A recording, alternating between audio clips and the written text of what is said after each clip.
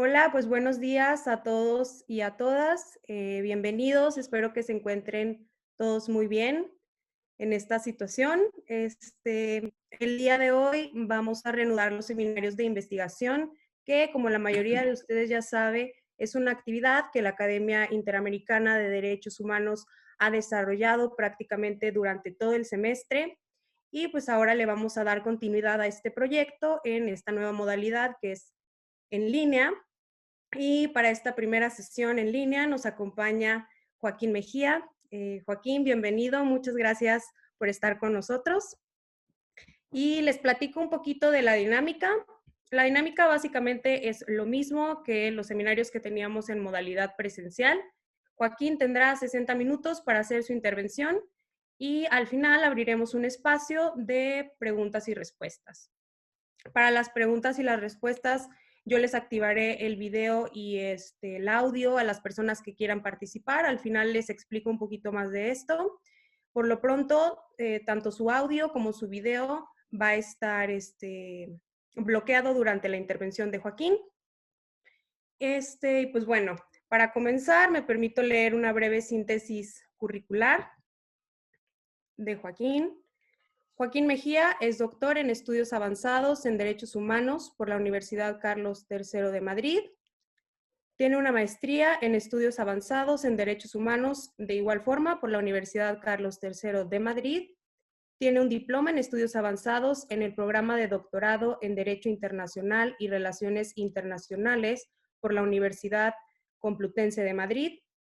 Es licenciado en Ciencias Jurídicas y Sociales y abogado por la Universidad Nacional Autónoma de Honduras. Ha publicado 21 libros, 22 capítulos en libros colectivos, 10 investigaciones con trabajo de campo, 6 manuales populares y 40 artículos en revistas especializadas y de análisis sobre temas relacionados con los derechos humanos, la democracia y el Estado de Derecho. Ha publicado artículos de opinión en varios medios nacionales e internacionales, como The New York Times en Estados Unidos, Plaza Pública de Guatemala y El Faro de El Salvador. Joaquín Mejía tiene 17 años de experiencia litigando casos de impacto ante la Comisión y Corte Interamericana de Derechos Humanos y realizando trabajo de incidencia ante comités de tratados y procedimientos especiales de Naciones Unidas y ante el Consejo de Derechos Humanos en el marco del examen periódico universal. Es investigador del equipo de reflexión, investigación y comunicación de la Compañía de Jesús en Honduras. Es miembro del Consejo Directivo de la Fundación para la Investigación del Derecho Público en Honduras. Es además profesor visitante de la Academia Interamericana de Derechos Humanos. Es miembro del comité editorial, además también de la colección sobre derechos económicos, sociales, culturales y ambientales de la Academia Interamericana de Derechos Humanos y Tirando Blanche y del consejo editorial de la revista Envío Honduras. Joaquín Mejía, el día de hoy nos va a hablar sobre las claves del litigio estratégico en derechos humanos. Doctor, le cedo el uso de la voz y muchas gracias por estar con nosotros. Muchísimas gracias, Adriana, y también muchísimas gracias a la Academia Interamericana, particularmente a Irene, su directora, y también a Paloma, que con ellas hemos estado coordinando la realización de este tipo de seminarios que todos los años yo viajo a Saltillo, a la Academia Interamericana, desde el año 2012, y este es el primer año que no viajo, desafortunadamente por la crisis, pero esperemos que esta crisis pueda pasar lo más pronto posible y podamos retomar no la normalidad, porque yo creo que desde una perspectiva de los derechos humanos esta es una oportunidad para cambiar muchísimas cosas. En ese sentido, mi agradecimiento profundo a la academia ahora les voy a compartir la pantalla para que también vayan viendo un poco lo que voy a hablar y decir que lo que vamos a desarrollar hoy creo yo que está fundamentado, me gustaría compartirles en qué está fundamentado todo este seminario. Primero, está fundamentado en mis años de experiencia litigando casos ante la Comisión y Corte Interamericana de Derechos Humanos, como ya decía Adriana, son más de 17 años en donde hemos logrado varias sentencias en casos muy importantes y que han generado jurisprudencia fundamental a nivel interamericano, y eso lo he hecho a través del ERIC, que es una obra social de la Compañía de Jesús en Honduras, y por otro lado, a través del equipo jurídico por los derechos humanos. Es un bufete especializado en derechos humanos que recientemente conformamos con un par de colegas y que se encuentran en la capital de Honduras, y que también hacemos litigios sobre todo a nivel constitucional y a nivel del sistema interamericano. Además de esa experiencia práctica del litigio estratégico, también este seminario está basado en un taller al que fui invitado en Antigua Guatemala en el año 2018 sobre estrategias para la defensa del aborto seguro, organizado por todas esas organizaciones que ustedes ven en la pantalla. Pues yo me preparé para ese taller, pero generalmente cuando uno da seminarios o talleres, termina aprendiendo muchísimo más, porque en ese taller, además de escuchar a varias compañeras, también tuve la oportunidad de escuchar a Mónica Roa, que es una litigante colombiana que ahora vive en Madrid, y que ella fue la que logró a través del litigio estratégico la despenalización del aborto en Colombia. En ese sentido, reconozco que en ese taller en el que yo fui ponente, en el que supuestamente iba a enseñar, al final terminé también aprendiendo muchísimo, y por eso todo este seminario también se basa en ello. Y finalmente, lo que vamos a ver también se basa en un libro que coordinó mi querido amigo Juan Carlos Gutiérrez Contreras, mexicano y colombiano. En el año 2002 yo hice una pasantía en Segil durante 3 meses, y en ese momento Juan Carlos Gutiérrez era director del Centro por la Justicia y el Derecho Internacional. En mi opinión, la organización más importante de litigio estratégico en el sistema interamericano en el continente americano. Y Juan Carlos ahora es director de IDEAS, una organización también de litigio estratégico en México, y escribió junto con otros y otras colegas eh, este libro que se llama Litigio Estratégico en Derechos Humanos, Modelo para Armar. En ese sentido, digamos que este seminario está sustentado o está fundamentado en estas 3 cuestiones que les acabo de plantear.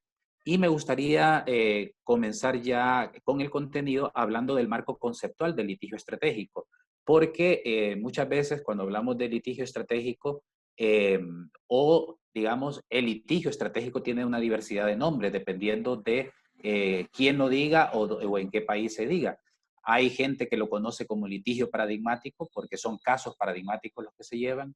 Se le conoce como litigio de las causas justas porque evidentemente lo que se busca es lograr justicia en un caso que tenga impacto estructural. También se le conoce como litigio de interés público, un litigio de prueba porque como el litigio estratégico tiene que ver mucho con la creatividad, entonces se desafía a los tribunales, se desafían las estructuras, se prueba por diferentes caminos para ver si se logra justicia y lograr cambios estructurales, y también se le conoce como litigio de impacto porque el litigio estratégico es, hay que tenerlo hay que tenerlo muy claro, es una herramienta de incidencia política. Generalmente es bastante contradictorio hablar de litigio estratégico y decir que no únicamente es una cuestión jurídica o de derecho. Yo siempre digo que el litigio estratégico es una herramienta de incidencia política más. No es la más importante, es una de muchas herramientas y donde confluyen diferentes herramientas. El litigio estratégico, en ese sentido, es esa herramienta de incidencia política que está orientada a revertir desigualdades sociales, y por otro lado es utilizada desde la lógica de la finca integral, que más adelante yo voy a explicar a qué me refiero cuando hablo de la finca integral, que es un término que yo le pedí a un colega, al doctor Mario Barahona, que es historiador y que él la utiliza para las ciencias sociales, y a mí me pareció muy interesante utilizarla también para esta lógica de litigio estratégico, como lo vamos a ver más adelante. En este sentido, el litigio estratégico tiene una doble dimensión. Primero, el litigio estratégico es una herramienta de protección. ¿Por qué? Porque promueve la salvaguardia de los derechos humanos a través del uso de los sistemas judiciales y de los mecanismos internacionales de protección de derechos humanos, tanto en el ámbito universal como en el ámbito regional. Y al mismo tiempo, el litigio estratégico es una modalidad de intervención. Aquí quienes trabajan o quienes son especialistas en ciencias sociales, como los y las sociólogas, entienden bien este concepto de modalidad de intervención, porque lo que se busca es promover cambios cualitativos sobre una situación, en este caso de violación de derechos humanos, desde lo sociojurídico político y a través del uso combinado de una diversidad de recursos, de escenarios y de actores. ¿En qué consiste el litigio estratégico? Pues el litigio estratégico consiste en la judicialización de un caso emblemático de vulneración de derechos. Y en este sentido, al judicializar un caso emblemático, lo que se busca es avanzar en la implementación de soluciones para las víctimas directas, es decir, el caso va a resolver la problemática que está enfrentando la víctima directa, pero al mismo tiempo se busca avanzar en la implementación de soluciones para el resto de personas, para el resto de colectivo que se encuentra en una situación similar a esa víctima a quien representamos en la judicialización de su caso. ¿Esto qué implica? Bueno, esto implica que los intereses individuales, es decir, los intereses de la víctima concreta que estamos representando, se ven superados por el interés de la sociedad. Ojo, no estoy diciendo que el interés individual de la víctima concreta, a quien yo represento, queda marginado en nombre del interés de la sociedad. No, sino que estamos diciendo que no solamente se logra reparar o se logra alcanzar el interés individual, sino que también este interés individual se ve superado por los intereses de la sociedad. Es decir, el efecto del litigio estratégico rebasa los intereses personales de las partes. ¿Por qué? Porque lo que se está buscando es buscar cambios estructurales. ¿Cómo qué cambios estructurales? Como reformas legales, la reforma de una ley o modificación de prácticas. Les pongo un ejemplo. Uno de los casos que yo tuve la oportunidad, el primer caso que yo tuve la oportunidad, no digo de litigar, pero sí de aprender, que fue un caso contra México, de hecho, y de hecho la Corte Interamericana es Martín del Campo Dot. La Corte Interamericana rechazó el caso por unas excepciones preliminares, porque a él se le acusaba de haber asesinado, si no me equivoco, a su hermana y a su cuñado, pero la condena que se le dio estaba basada en una tortura. Ya sabemos el problema de la tortura en México y en otros países latinoamericanos. En ese sentido, cuando se dio la tortura o la confesión basada en una tortura de Martín del Campo, México no había reconocido la competencia de la Corte, pero el caso llegó a la Corte y entonces lo que estábamos planteando, en este caso Juan Carlos Gutiérrez, el que era director de SEGIL en ese momento, lo que estaba planteando era algo muy novedoso, porque lo que le estaba diciendo a la Corte, miren, es cierto que cuando sucedieron los hechos, México no había reconocido la competencia de la Corte y la Corte, por tanto, siendo legalista, no puede tener la competencia, pero los efectos de la tortura son la privación de libertad de manera ilegal de Martín del Campo y por tanto esos efectos se mantienen. La Corte en ese momento dijo que no, aceptó la excepción preliminar presentada por el Estado mexicano, pero yo lo que quiero, a donde quiero llevarles es que dos cosas. Uno, ustedes ven cómo, a pesar de que legalmente eso no se podía, pero intentamos a través de la creatividad en el litigio estratégico de convencer a la Corte de manera novedosa de que el efecto de esa tortura se mantenía porque estaba privada de libertad la persona, independientemente de que no se ha logrado jurídicamente. Pero ¿qué pasó? Años después, el Estado mexicano liberó a Martín del Campo. Lo hizo de oficio, digamos. ¿Por qué? Porque al final la presión que hubo ante la Comisión y la Corte, más todo el trabajo que se hizo de incidencia a través de los medios de comunicación y todo, digamos, el impacto mediático que tuvo el caso, obligó al Estado mexicano a tomar una decisión y liberar a Martín del Campo. Esto en litigio estratégico se llama ganar perdiendo. ¿Por qué? Porque hicimos un litigio que jurídicamente perdimos porque la Corte Interamericana dijo que no, pero ganamos. ¿Por qué? Porque lo que queríamos lograr era la puesta en libertad de Martín del Campo Todd. En ese sentido, el litigio estratégico tiene esa lógica, que a veces se gana perdiendo. Y por eso es que no podemos quedarnos en lo legal, sino que tenemos que pensar con muchísima estrategia en el caso o en materia de derechos humanos. En este sentido, y el caso de Martín del Campo II es un ejemplo muy claro, este proceso judicial ante la Corte Interamericana, ante la Comisión y la Corte Interamericana, tuvo varios efectos. o todos los casos que debemos litigar tenemos que pensarlos en el sentido de que tengan varios efectos. Unos efectos que son materiales y otros efectos que son simbólicos. Tanto los efectos materiales como simbólicos tienen, digamos, o pueden ser directos e indirectos. Por ejemplo, un efecto material directo de los procesos judiciales es que gracias a la decisión judicial se diseñen políticas públicas. Es decir, que haya una sentencia en donde ordene ciertas cuestiones que se conviertan luego en el diseño de políticas públicas. Y un efecto material indirecto es que alrededor de un caso emblemático se formen coaliciones de activistas para poder influir en los temas debatidos, es decir, que la academia se involucre para que hagan foros sobre el caso, como pasó en el caso de Martín del Campo Dot, que los medios de comunicación también y que otras organizaciones se suman, digamos, a todo este proceso para influir sobre el tema relacionado con el caso. Y luego están los efectos también simbólicos, que también pueden ser directos e indirectos. Un efecto simbólico directo es que el problema que estamos tratando con el litigio, con el caso, se define y se percibe como una violación a derechos humanos. Es decir, como una situación que te implica violaciones a derechos humanos. Y un efecto simbólico indirecto es que la opinión pública perciba esa violación como un asunto grave y urgente. Podemos ver el caso también, bueno, en el caso de Martín del Campo Dot, la opinión pública vio que había un problema serio, grave, urgente en relación con la tortura o las confesiones obtenidas de la tortura por parte de la Policía Federal en México. Entonces, como ven, cuando hacemos la estrategia de litigio, tenemos que pensar cómo estos procesos judiciales van a tener estos efectos materiales simbólicos que sean directos y también indirectos. En otras palabras, mediante el litigio estratégico de un caso representativo se persiguen varios objetivos. Uno, modificar criterios judiciales restrictivos en materia de derechos.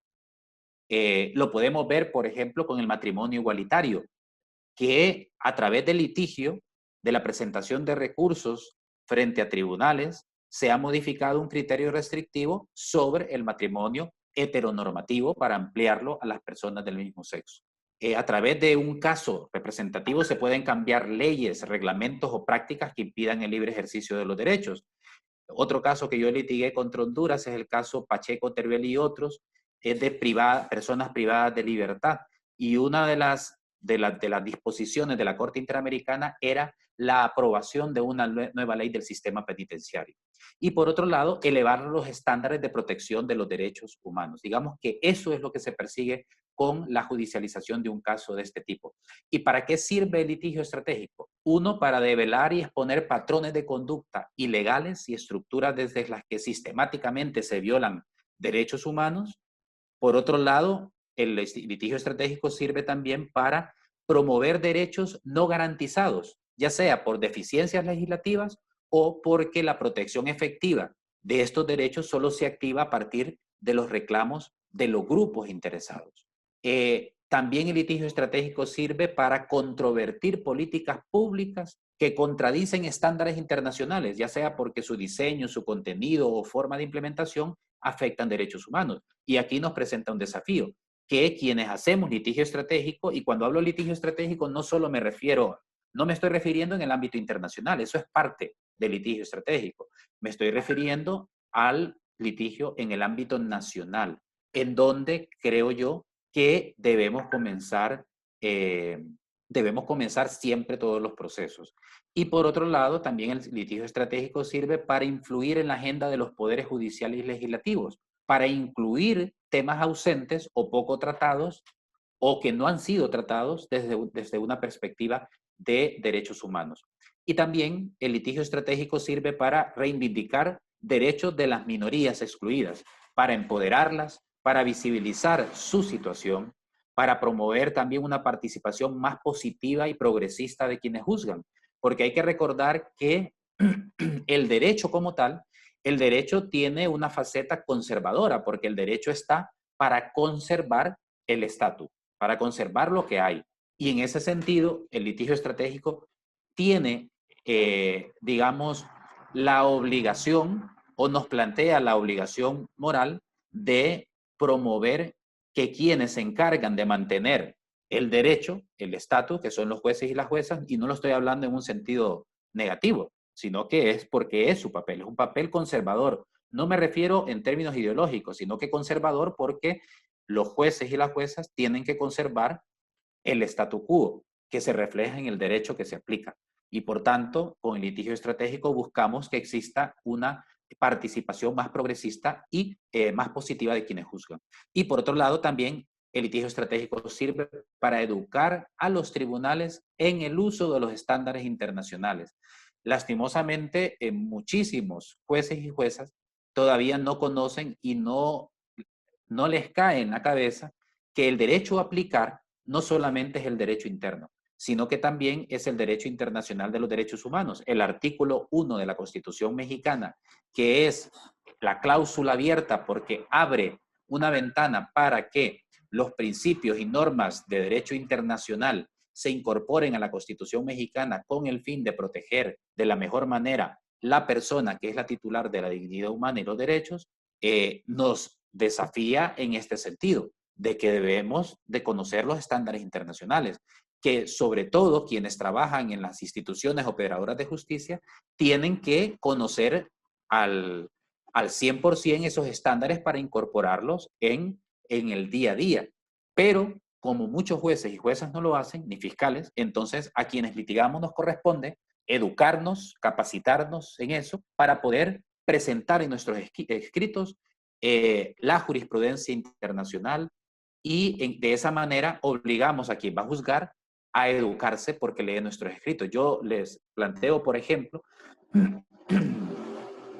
mi experiencia en el litigio en el ámbito constitucional es generalmente, por ejemplo, cuando los abogados y abogadas, no estoy generalizando, pero un amplio sector de abogados y abogadas cuando presentan un recurso de amparo, por ejemplo, generalmente lo que hacen es coger un formato que ya está elaborado y cambian ahí los nombres y un poco los hechos y ahí nomás. Y termina todo.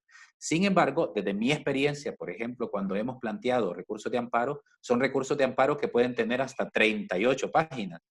¿Por qué? Porque no solo va la invocación de un montón de artículos de la Declaración Americana, de la Convención esta, del Tratado este, no, sino que va fortalecida con un contenido de la jurisprudencia de la Corte Interamericana, del Comité de Derechos Humanos, del Tribunal Europeo de Derechos Humanos. ¿Por qué? Porque eso fortalece nuestros argumentos y además eso sirve para educar a los tribunales. Y eso es sumamente importante y desde mi experiencia, que yo puedo decir que puedo tener o tengo más experiencia positiva que negativa, eso es fundamental y tenemos que, quienes litigamos, avanzar en ese sentido. ¿Y qué hace que un litigio realmente sea estratégico? Bueno, por lógica, es una forma de pensar de manera estratégica y por otro lado también la lógica, la aplicación de la lógica de las comunicaciones. ¿A qué me refiero con estas dos cuestiones de pensar estratégicamente y de aplicar la lógica de las comunicaciones? Bueno, primero tenemos que tener claro la persona que va a ser la mensajera. Cuando ya tenemos un caso emblemático.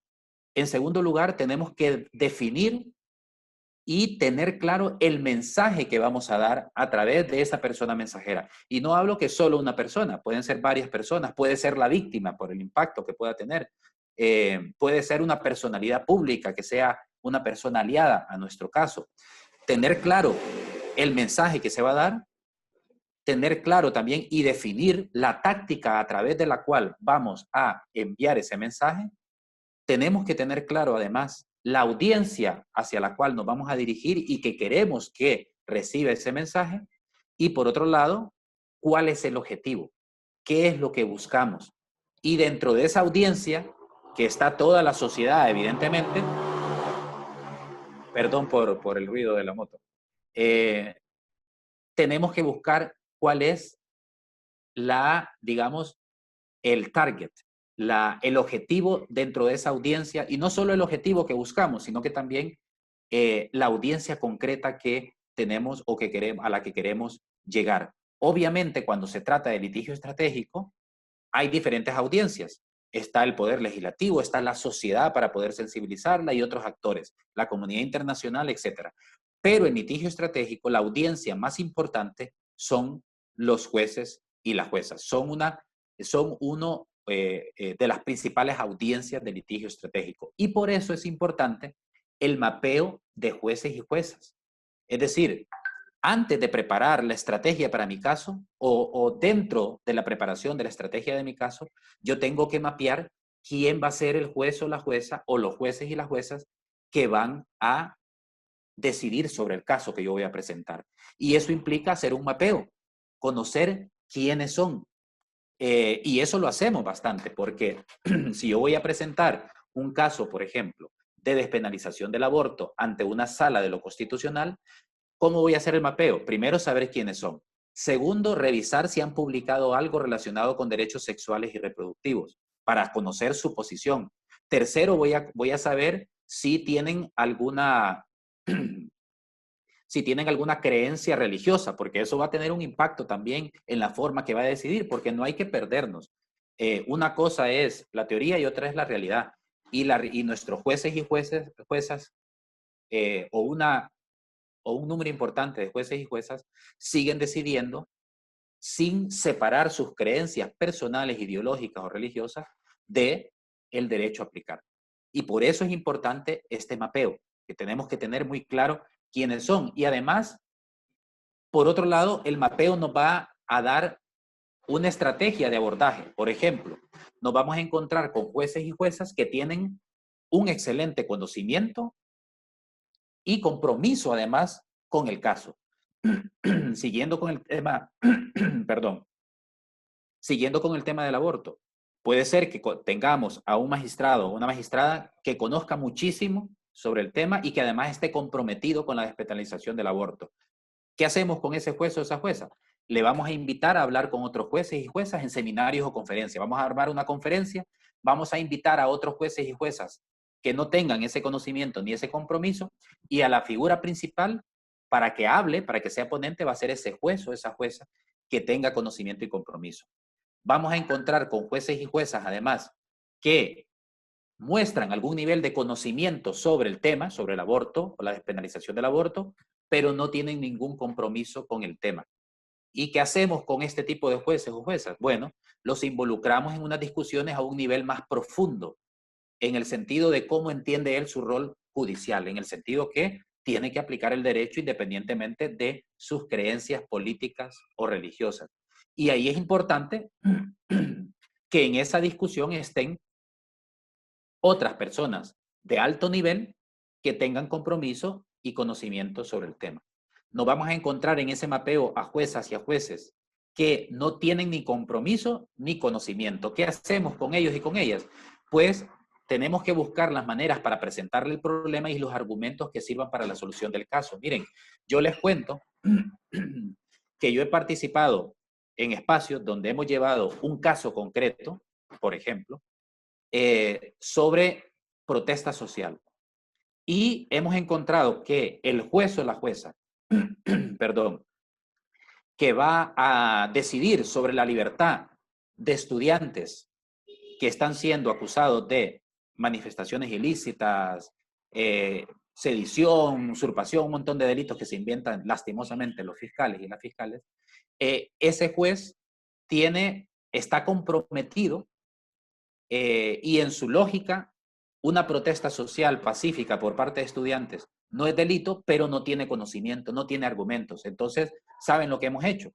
Pues lo que hemos hecho es hacer un análisis de los argumentos, tanto de los estándares internacionales como de los estándares constitucionales, y se los hemos enviado a este juez a través de diferentes formas para que los lea. Y bueno, y luego hemos visto que este juez toma una decisión sobreseyendo la causa a favor de los y las estudiantes utilizando esos argumentos. Y aquí no estamos haciendo nada ilegal, al contrario, hemos hecho un mapeo, sabemos que este juez está comprometido con los valores democráticos, pero no tiene conocimiento, entonces lo que hacemos es acercarle ese conocimiento para que tome una decisión competente. Y eso es parte de este trabajo de litigio estratégico. Y esto implica ofrecer las herramientas técnicas, incluyendo fuentes relevantes y manuales. una de las cosas que yo particularmente hago, por ejemplo, con los libros que publico, no solamente los publico de manera impresa, sino que también de manera digital para que pueda haber acceso libre y gratuito a quien quiera tener esos libros. Y en ese sentido, lo que generalmente hago es tener o apartar un paquete que se envía a ciertas personas que creo yo que en algún momento es posible que vayan a decidir sobre un caso concreto y que esos materiales les pueda servir. Entonces, conocer la audiencia y hacer ese mapeo de jueces y juezas es fundamental para poder plantear cuál va a ser la estrategia que vamos a tener de litigio estratégico. Y hablando de estrategias, hay como dos grandes estrategias que son imprescindibles en el litigio estratégico, que no pueden faltar. La estrategia de la finca integral que les hablé al comienzo del seminario y la estrategia de anticipar escenarios. Comencemos con esta primera estrategia de la finca integral. Ustedes saben, cuando uno habla de una finca integral en términos de seguridad alimentaria, estamos hablando de que es una finca en donde se produce todo lo que es necesario para que esa familia no tenga que acercarse al mercado a comprar, sino que es autosuficiente.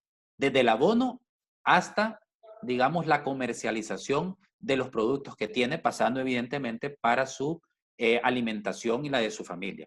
En ese sentido, el doctor Marvin Barahona, como lo decía, trasladó esa lógica de la finca integral a la lógica de las ciencias sociales para hacer un análisis de la realidad nacional. Pues a mí me encantó el término y dije, el litigio estratégico es como una finca integral. ¿Por qué? Porque en esa finca integral que es litigio estratégico tenemos que incorporar varios componentes que son imprescindibles. Uno, la articulación y movilización ciudadana. Por ejemplo, en muchos de los casos que hemos llevado a nivel interno, la articulación y movilización ciudadana es fundamental. ¿Por qué? Porque hay que tener en cuenta, por ejemplo, que cuando se va a realizar una audiencia del caso, en las afueras del tribunal se encuentre una movilización pacífica ciudadana exigiendo justicia. Que es importante, por ejemplo, que esa articulación pueda también tener algún impacto en las diferentes comunidades, en los diferentes momentos de un juicio, para que los jueces y las juezas sepan que van a decidir sobre un caso que está siendo observado por la sociedad civil del país. Otro componente importante de la finca integral es el tema comunicacional.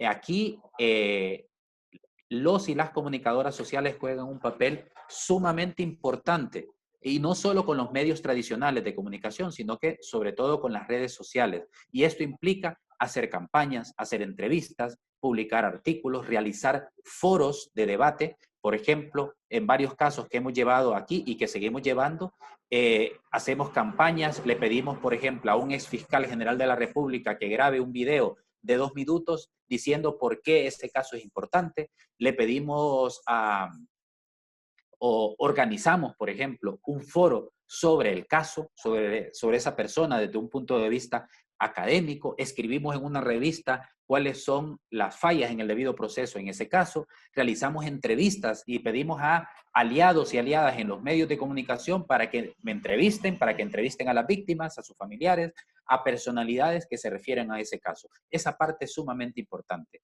Otra componente fundamental del litigio estratégico es la conformación de un equipo jurídico político, tanto nacional e internacional.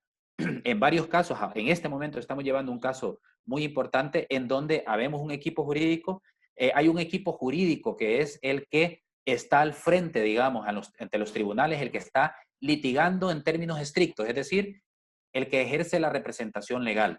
Luego hay otro equipo jurídico que está encargado de revisar y de darle a ese equipo que litiga en sentido estricto todos los argumentos, todos los estándares constitucionales, todos los estándares internacionales. Si es de protesta social, bueno, nos encargamos de, digo que a mí generalmente me ha tocado en el ámbito nacional eso, buscar sobre protesta social, qué es lo que han dicho todos los órganos internacionales de los tratados en los que Honduras es parte, pasárselo al equipo jurídico que es el que va a litigar el caso y que le sirva de esos argumentos. Y aquí ese equipo jurídico no solamente es nacional, porque también tenemos colegas, por ejemplo, en el caso nuestro trabajamos muy de cerca con la clínica jurídica de derechos humanos internacionales de la UCLA, de la Universidad de California, y por ejemplo que tenemos una relación de muchos años y llevamos varios casos en el sistema interamericano y a nivel nacional, entonces siempre tenemos, digamos, un trabajo de asesoría o les pedimos, mira, ¿nos pueden por favor buscar todos los estándares en esta materia? O también nos pueden hacer un amicus curiae para que ustedes los puedan presentar, ya sea como SEGIL, perdónenme, como Amnistía Internacional, como la UCLA, como esto, como lo otro. Entonces, eso es parte importante. Y luego la solidaridad internacional es otro componente fundamental en esa finca integral que es el litigio estratégico. ¿Por qué? Porque es necesario que, por ejemplo, en un caso concreto de este momento, dejo el caso de Guapinol, que son personas defensoras del medio ambiente opuestas a una minería, están encarceladas de manera injusta y se las acusa de delitos terribles por defender el río San Pedro y el río Guapinol. Y están detenidos, están en prisión preventiva de manera injusta y además fueron juzgadas por un tribunal o por un juzgado de jurisdicción nacional que solo aborda casos relacionados con crimen organizado. Es terrible lo que pasa y en México también es terrible lo que pasa contra los defensores y defensoras del medio ambiente. Pues la solidaridad internacional, ¿para qué sirve? Para que personajes públicos envíen cartas, para que comisiones, por ejemplo, aquí hemos tenido comisiones internacionales que vienen a visitar a la cárcel a las personas del caso, o para que cuando haya una audiencia venga una misión de observación internacional y esté presente en la audiencia y eso genere una presión para los jueces y las juezas.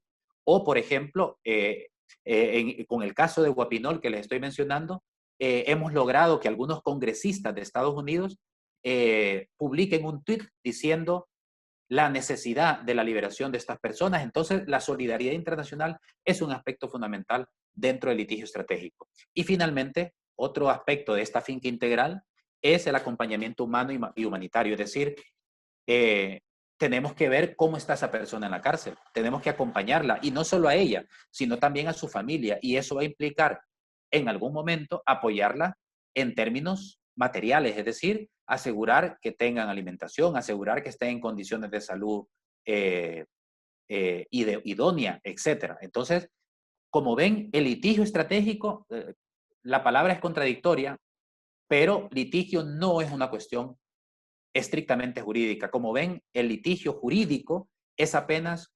un componente de esta finca integral que incluye estos elementos que yo los planteo desde mi experiencia como abogado litigante en términos estratégicos, pero seguramente pueden haber otros componentes que las personas las pueden incluir en esta finca integral. Y esto implica que esta finca integral tiene que ver lo jurídico, lo político, lo comunicativo y lo psicosocial. Y cuando hablamos de lo jurídico, estamos hablando de determinar claramente cuál es la vulneración de derechos, individualizar a los actores del proceso, individualizar quiénes son los jueces y las juezas, quiénes son los y las fiscales que están acusando, quiénes están detrás de las acusaciones o del caso, además construir las pretensiones, es decir, lo que pretendemos lograr, lo que pretendemos reclamar del Estado, identificar también las contribuciones que pueden hacer o aportar otras fuentes del derecho, además de la ley. Y aquí hablamos de la jurisprudencia, de la doctrina, de los estándares internacionales y obviamente recopilar los medios probatorios que van a sustentar este componente jurídico, este componente judicial. El otro componente, que es el político, implica que podamos ver las fuerzas y debilidades del equipo que vamos a implementar esta estrategia buscar, ver los recursos de los que disponemos y además que son indispensables para lograr el objetivo. Y en este sentido, si tenemos debilidades y no tenemos ciertos recursos, tenemos que ver cómo vamos a adquirir los recursos para el litigio. Y esto implica también determinar e identificar los aliados que podemos encontrar para este litigio y cuáles son los obstáculos que vamos a tener. Y además, tenemos que ver también en el tema de los escenarios los supuestos que deben ocurrir para que nuestra propuesta política tenga éxito. Es decir, es un análisis estratégico lo que se hace. El otro componente, el comunicativo, es de respondernos a 3 preguntas concretas. ¿Qué se va a comunicar? Es decir, debemos definir el mensaje que pretendemos transmitir, como decíamos al principio. ¿A quién se le va a comunicar? Identificar el público objetivo de nuestra estrategia. ¿Y cuándo va a comunicarse? Pues establecer un cronograma para concretar las acciones que se van a llevar a cabo. Y finalmente, lo que decía es lo psicosocial, el componente psicosocial, porque que tiene que ver con lo anterior, ¿verdad? Lo del acompañamiento humano y humanitario, porque un interés fundamental de quienes llevamos el litigio estratégico es la estabilidad emocional y mental de las víctimas y sus familiares. Eso debe ser nuestro máximo interés, porque el impacto psicológico, debemos de entender, es una consecuencia natural de la violación a derechos humanos. Entonces, esta estrategia de la finca integral es fundamental y es una de las estrategias que no pueden dejarse a un lado. Y la segunda estrategia que no puede faltar en el litigio estratégico es la estrategia de anticipar escenarios. En varios sentidos. Pensemos en el litigio estrictamente jurídico. Entonces, primero tenemos que ver cuánto tiempo nos va a llevar construir este caso. Mucha gente se asusta cuando yo les digo, mi experiencia sobre todo es en el sistema interamericano de derechos humanos. Y a veces, para preparar una denuncia, una petición individual a la Comisión Interamericana, mínimo, y siendo muy, pero muy, muy optimista, mínimo unos 3 meses de trabajo. Y es un equipo diverso. Miren, ahora, por ejemplo, estamos preparando un caso donde está el ERIC, donde está la UCLA, la Universidad de California, donde está el Foro de Mujeres por la Vida, que es una organización que trabaja por los derechos de las mujeres en Honduras. Y tenemos además a una colega que nos está apoyando como consultora y que fue abogada en el Centro por la Justicia y el Derecho Internacional. Somos un equipo más o menos, creo que 7, 8 personas, y ya llevamos mucho más de 3 meses trabajando la petición. Porque, como digo, no solamente es el escrito, sino que es toda una estrategia. Pero cuando se trata del litigio en concreto, del documento jurídico que se va a presentar ante un tribunal, hay que pensar cuánto me voy a llevar en la preparación. Yo pongo ahí 6 meses, pero por poner un dato. Entonces tengo que tener claro cuánto me voy a preparar, cuánto voy a tener, cuánto tiempo me voy a tardar en hacer ese escrito. Luego, ¿cuándo lo voy a presentar? Puede ser en el mes tal, en fecha tal. Y siempre es importante definir una fecha. Por ejemplo, si es un caso que se trata sobre violencias contra las mujeres, pues hay que buscar una fecha que sea emblemática en relación con los derechos de las mujeres. Tengo que poner también claro en ese escenario que estoy anticipando, como digo, cuánto va a tardar que admitan el caso. Yo puedo decir 3 meses. Muy bien, entonces ya tengo ese escenario. Ahora, en cuanto lo admitan, ese caso, yo me propongo en esa anticipación de escenario que en un mes a partir de la admisión, estas organizaciones presenten un amicus al tribunal. Ya lo tengo preparado todo. Y a partir de ese momento, ¿cuánto tiempo va a tardar más o menos que el tribunal tome una decisión? Yo digo, en 2 meses ya va a estar la decisión. Y en ese sentido, yo tengo que pensar, tengo que anticipar los escenarios. Si esa decisión es negativa, entonces yo ya anticipo que en una semana yo tengo que tener lista la apelación. Si esa decisión es positiva, entonces yo tengo que tener listo nada, sino que lo que tengo que tener lista es la estrategia de comunicación en relación con la decisión que se tomó. Esto en el concreto, en el litigio, en lo jurídico, es la anticipación de los escenarios. Pero los escenarios no solo se anticipan en el litigio como tal, jurídico, sino que también en la comunicación. Y eso implica que yo me anticipe y establezca fechas para entrenar a las personas que van a enviar el mensaje, a los voceros y a las voceras. Que cuando yo presente el caso ante el tribunal, hacer una conferencia de prensa y lanzar un comunicado diciendo que he presentado el caso y por qué lo he presentado. También las entrevistas a actores claves, recuerdan lo que le decía anteriormente, ¿verdad? De pedir a personalidades públicas que puedan recibir entrevistas, pedirles a aliados y aliadas en los medios de comunicación que las entrevisten, que me entrevisten a los familiares, a las familiares sobre el caso. Hay que impulsar una campaña en redes sociales también, en Twitter, en Facebook, en Instagram, en donde sea, para visibilizar el caso y que se presentó el caso y que esperamos tal decisión del Poder Judicial. Hay que participar en todos los espacios posibles de los medios de comunicación y además, en función de lo que anticipamos con el escenario anterior del litigio, tenemos que ir viendo qué comunicados vamos a ir haciendo en cada una de las etapas que se van cerrando en el litigio. Esa parte de comunicación es fundamental. Pero también, ¿recuerdan cuando hablábamos del componente de la articulación y movilización ciudadana? Bueno, también hay que anticipar escenarios en relación con el movimiento social, es decir, que es importante que mi caso no lo lleve yo nada más, sino que pueda convocar una coalición de organizaciones o de movimiento social que trabajen en ese tema o que estén interesados en ese caso para poder hacer ese apoyo de movilización ciudadana.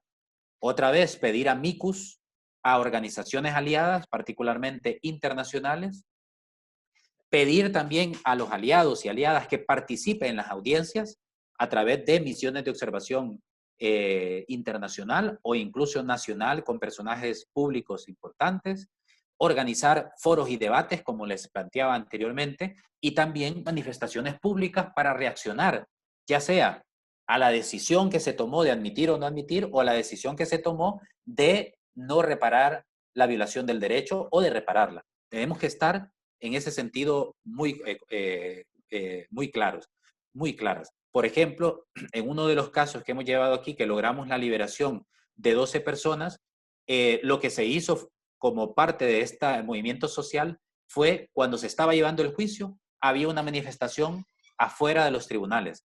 Cuando llegaron a las instalaciones judiciales las personas detenidas para el juicio, la gente que estaba ahí lo que hizo fue aplaudirles fuertemente. Luego, cuando logramos la liberación, bueno, y hubo además una sentada permanente de personas que estuvieron ahí durante todo el tiempo que duró el juicio. Cuando logramos la liberación, llegaron 2 buses de la comunidad hasta el centro penal para recibirlos y traerlos y se vinieron en caravana parando en diferentes ciudades donde habían mostrado apoyo. Y cuando llegaron a la comunidad, en el campo de fútbol de la comunidad, todos los sectores hicieron un evento religioso ecuménico, tanto de evangélicos como de católicos y católicas, y luego hubo una fiesta, hubo pachanga para celebrar la liberación. Eso tuvo un impacto mediático, tiene que ver con el movimiento social. Y esto es importante, ¿por qué? Porque no estamos acostumbrados y acostumbradas a celebrar las pequeñas victorias. Y hay que hacerlo con alegría, porque la alegría nos da fuerza para continuar. Y por otro lado, también tenemos que tener pendiente o tenemos que estar al tanto en relación con ¿cómo digo? Esta estrategia de anticipar escenarios. Hay que saber cómo está la agenda social. Por ejemplo, si mi caso se va a llevar o se está llevando en un periodo donde se acercan las elecciones, entonces tengo que acercarme a diversos candidatos y candidatas para que se posicionen sobre ese caso. Si va a haber un festival de cine en mi ciudad, pues entonces tengo que acercarme a diferentes personalidades para que hagan campañas en el marco del festival de cine sobre la liberación de determinada persona. Por ejemplo, si se acerca el Mundial de Fútbol o las eliminatorias del fútbol o cualquier evento de este tipo, entonces debe de haber una campaña en redes para visualizar el problema cuando juegue el país, digamos. Por ejemplo, Cuando se acerca el examen periódico universal que hace el Consejo de Derechos Humanos y que se lo va a hacer a México, entonces tenemos que estar atentos y atentas para presentar al Consejo de Derechos Humanos un informe sombra, un informe alternativo al informe que presenta al Estado. ¿Para qué? Para presionar al Estado. Y en este informe alternativo, plantear el caso como un caso emblemático. Si se acerca el Día de la Independencia, pues se hacen acciones, campañas simbólicas para visibilizar el problema o para reaccionar ante una decisión que tomó un tribunal. Entonces, como ven, la estrategia de anticipar escenarios se da perdón, en varios sentidos. En lo jurídico, en lo comunicativo, en el movimiento social y en la agenda social. Esto es sumamente importante que lo tengamos en cuenta. ¿Por qué? Porque al final, cuando litigamos un caso de manera estratégica, esto representa una oportunidad para tres cosas. Uno, para fortalecer la movilización social, la movilización ciudadana. Dos, para influir en el debate público. Y tres, para reforzar la arquitectura, la institucionalidad de derechos humanos en el país. Pero para hacer este litigio estratégico, se requieren tres condiciones. Primero, confianza. Segundo, creatividad. Y tercero, conocimiento. Y aquí vamos a ir finalizando. Confianza, ¿por qué? Porque hay que tener la confianza y el conocimiento de la potencialidad que tiene el sistema jurídico nacional y, en su defecto, el internacional para promover cambios estructurales significativos. Y esto implica que en mi estrategia jurídica yo tengo que tener claro que una vez que yo terminé en el ámbito nacional todo y no se logró el objetivo, entonces, ¿hacia dónde voy a acudir? Y esto implica también definir si me voy al Sistema Universal de Naciones Unidas o si me voy al Sistema Interamericano de Derechos Humanos. Y aquí hacer un análisis de los pros y los contras de qué mecanismo voy a utilizar. Entonces, es importante que tengamos también en cuenta esta confianza en la potencialidad o no del sistema jurídico nacional e internacional para promover esos cambios estructurales que estamos buscando. Y por otro lado, también tenemos que tener la convicción de que las estrategias legales que vamos a utilizar son capaces de modificar las relaciones sociales y de poder hasta el grado de transformarlas vía el derecho, que no es fácil, pero por eso es que el derecho no se queda solo aquí, sino que está acompañado de otros componentes en esta lógica de la finca integral que les acabo de plantear. La segunda condición del litigio estratégico es la creatividad. Es decir, tenemos que encontrar formas convincentes de resignificar el derecho, de dotarlo de nuevas dimensiones interpretativas que favorezcan nuestro objetivo. Aquí tenemos que ser muy creativos y creativas. Les pongo un ejemplo. Desde hace un par de años, muchos años, un sector un sector muy, muy amplio de quienes litigamos ante la Comisión y la Corte Interamericana, liderado por SEGIL, hemos estado insistiendo ante la Corte de que aborde la verdad como un derecho humano autónomo, porque la Corte Interamericana ha señalado que la verdad es un derecho humano que tiene un carácter individual, en el sentido que las víctimas y sus familiares tienen derecho a saber qué es lo que pasó con su familiar, y tiene un carácter colectivo, en el sentido que la sociedad tiene derecho a saber o a tener conocimiento de información vinculada con este tipo de violaciones a derechos humanos, particularmente cuando en las más altas estructuras del Estado están quienes son responsables de esas violaciones. Entonces, la Corte siempre ha dicho que el derecho a la verdad forma parte de la obligación que tiene el Estado de investigar las violaciones a derechos humanos. Pero desde hace un tiempo, SEGIL liderando y otras personas y organizaciones venimos en nuestros escritos intentando o argumentando que la Corte debe interpretar que la verdad es un derecho humano autónomo, autónomo del derecho a la protección judicial y a las garantías judiciales. Y hasta el momento la Corte ha dicho no, no, no, no, no, pero seguimos insistiendo, porque hay que seguir buscando formas convincentes de resignificar el derecho, de dotarlo de nuevas dimensiones interpretativas, y eso hay que hacerlo en todos los tribunales, hay que intentarlo. Por otro lado, también esta condición de creatividad implica que debemos de realizar el litigio estratégico más allá de las modalidades o esquemas que excluyen la innovación y adoptar figuras exitosas existentes en otros países. Por ejemplo, en muchos de nuestros países latinoamericanos no se encuentra normada la figura del amicus, pero eso no quita que lo podamos utilizar. Por ejemplo, en Honduras no está en ninguna parte, pero ¿qué es lo que hemos hecho? Hemos utilizado el artículo 80 de la Constitución, que es el derecho a la petición, para fundamentar la posibilidad de que los tribunales acepten un amicus de la UCLA, de Amnistía Internacional, de SEGIL o de quien sea. Hay que buscarle esas modalidades. El amicus es una figura de otro país, no está normada en Honduras, pero utilizamos el artículo 80, el derecho a la petición, para poder argumentar que los tribunales permitan ese amicus. Aunque obviamente no es vinculante, pero creo que es una forma creativa de resignificar el derecho. Y la tercera condición, la primera es confianza, la segunda es creatividad y la tercera es conocimiento, y con esto voy a ir terminando.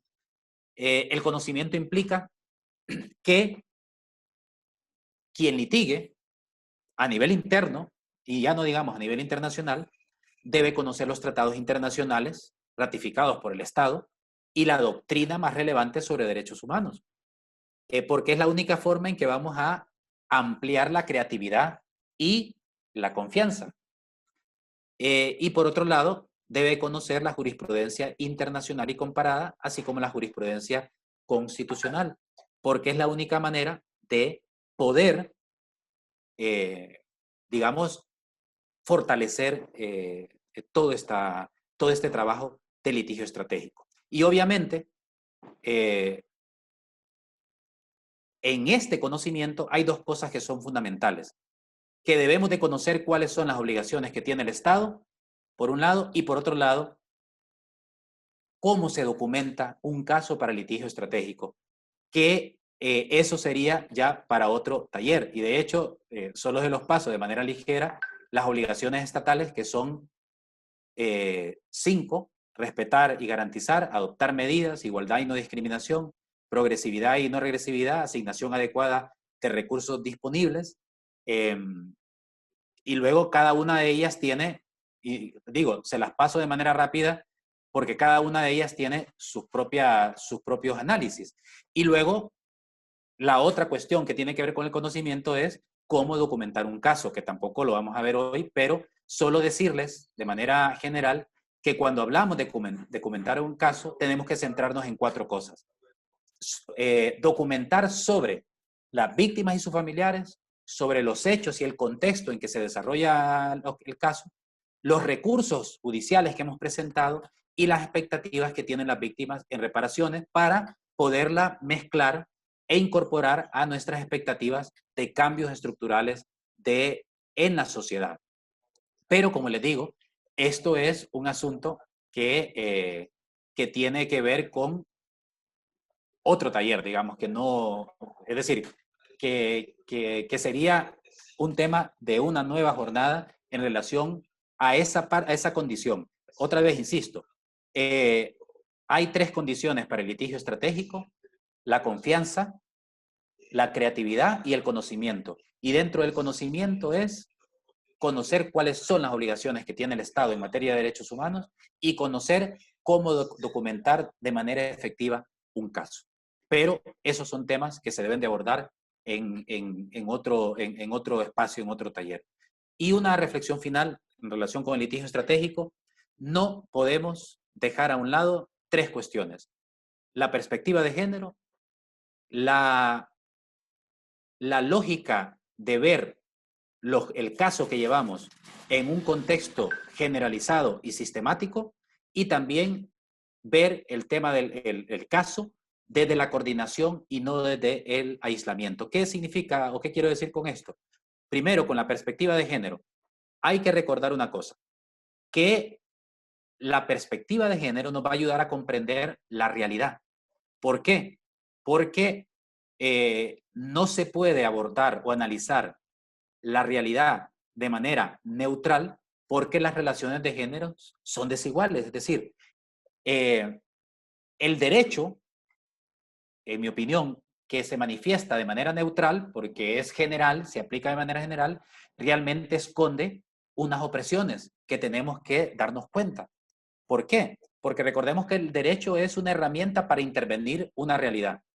Pero si el derecho no reconoce que en esa realidad hay unas desigualdades en las relaciones entre los géneros que son fácticas, entonces ese derecho lo que va a hacer es abordar o intervenir en la realidad y va a profundizar esas relaciones desiguales de poder que no reconoce. Por tanto, la perspectiva de género nos ayuda a comprender que la realidad no se puede analizar de manera aparentemente neutral porque las relaciones entre los géneros son desiguales. Por tanto, la neutralidad en situaciones de desigualdad deriva en perpetuar y consolidar la desigualdad entre los géneros. Y en ese sentido, tenemos que tener claro que la perspectiva con la que se aplique e interprete el derecho, el cual es una forma de accionar o sobre la realidad o intervenir en esa realidad, determina su resultado. Un litigio estratégico que no tenga en cuenta esta perspectiva de género, lo que va a hacer es hacer un gran trabajo estratégico, pero que va a perpetuar esas desigualdades.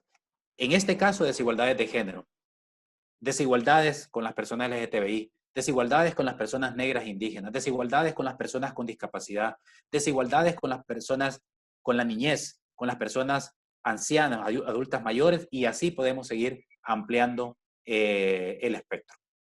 En segundo lugar, tenemos que tener en cuenta también el contexto generalizado y sistemático. ¿Por qué? Cuando hablamos de generalizado, tenemos que ver que hay un alto número de casos, que hay una práctica extendida en un territorio determinado y que se realiza en un marco de impunidad. Es decir, el caso no lo podemos abordar de manera aislada, sino que tenemos que verla en un contexto de una situación generalizada. Es decir, a estos compañeros y compañeras que están presas de manera ilegal, privadas de su libertad, no es un caso aislado. Lo enfrentan todas las personas que defienden el medio ambiente en el país. Entonces, hay que tener en cuenta esa generalización.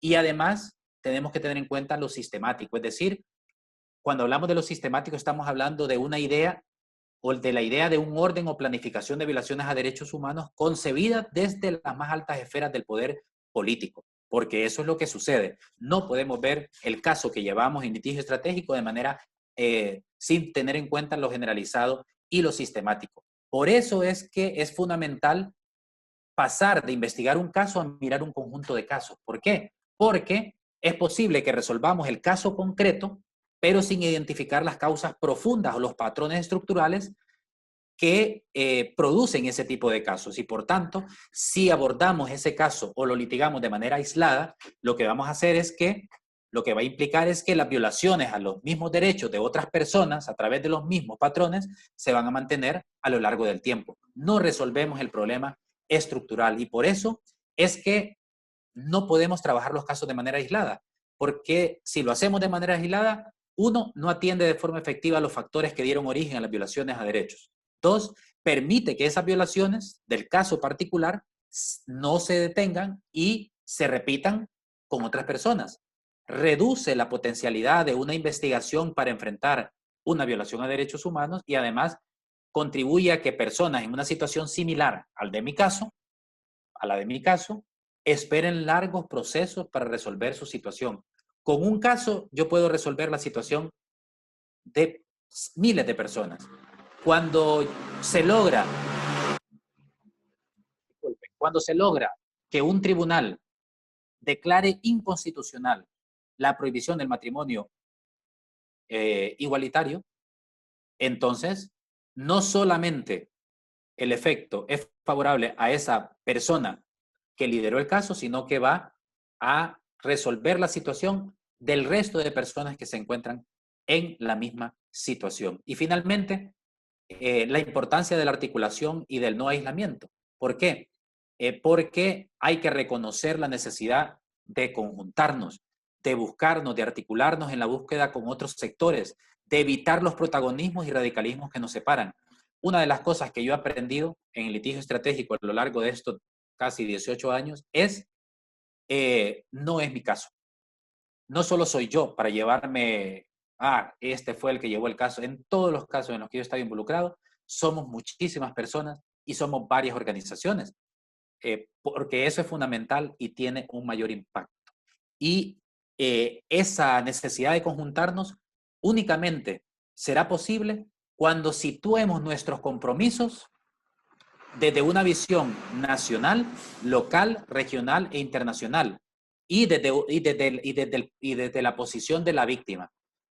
Porque hay que recordar que debemos de articularnos de manera local, como dirían, es decir, pensando, haciendo localmente, pero pensando globalmente, y articularnos con muchos sectores y organizaciones, todas las que sean posibles, porque tanto a nivel nacional como internacional, porque las decisiones de nuestros países no solamente se toman, las decisiones sobre nuestros países no solamente se toman a nivel interno, sino que se toman a nivel internacional, particularmente ahí en Washington, en el caso de América Latina. Y me gustaría finalizar con una frase de Luigi Ferraioli, y que esto enmarca perfectamente lo que se busca con el litigio estratégico, que es un trabajo permanente e incansable. Y es que el goce de los derechos nunca está garantizada de una vez por todas, sino que es siempre el efecto de cotidianas y costosas conquistas, donde el derecho, insisto, es una herramienta más en esta estrategia de la finca integral para poder lograr justicia para la víctima concreta a la que yo represento, y también para otras personas que están en la misma situación, ya que lo que se busca es que existan cambios estructurales, ya sea mediante el cambio de la legislación o el cambio de prácticas que implican violaciones a derechos humanos. Yo espero que contarles esta experiencia personal y teórica les pueda dar luces para quienes en este sentido están interesadas en el litigio. Y cuando digo interesadas, yo siempre animo a que los bufetes comunes, digamos, es decir, que trabajan con clientes, entre comillas, porque en la lógica de derechos humanos son víctimas, no son clientes, pero incluso los bufetes, el trabajo de litigio estratégico se debe hacer así. En Estados Unidos esto es muy común, digamos, pero en América Latina, a partir de los 90 es que empezamos con este tema de litigio estratégico, y gracias al litigio a nivel internacional es que hemos venido creando experiencias y buenas prácticas para poder lograr cambios estructurales a través de un caso concreto. Si tienen preguntas, les dejo con Adriana, que es la que coordina.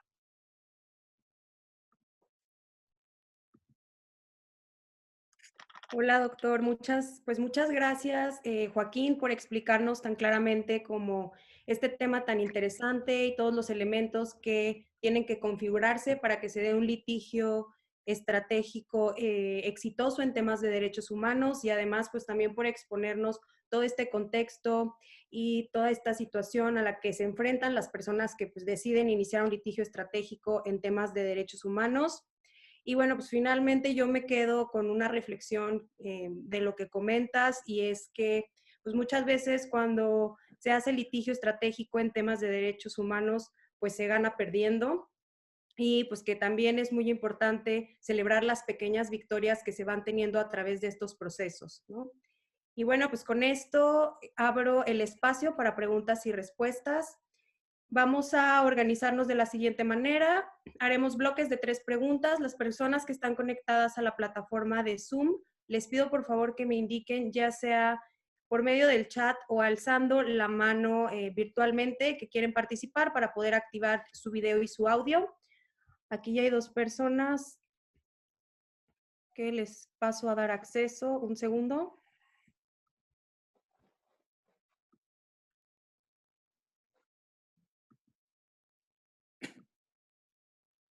Y una tercera persona. Ok, aquí va.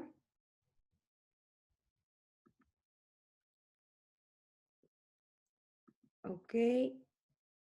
Carlos, ¿nos escuchas? Sí, Adri. Ok, perfecto. Adelante. Gracias, Adri. Buenas tardes a todos y a todas. Joaquín, mucho gusto de verte y escuchar siempre tus reflexiones, aunque en esta ocasión sea de manera virtual, pero siempre un gustazo. Joaquín, tengo dos cuestiones o dos problemillas que me han rondado en la cabeza durante varios tiempos respecto a los litigios estratégicos. Sabemos que los litigios estratégicos han tenido mayormente éxito a nivel regional, en los tribunales regionales o bien con organismos internacionales, pero lo que necesitamos es empezar poco a poco a bajar esos recursos de litigios al ámbito nacional.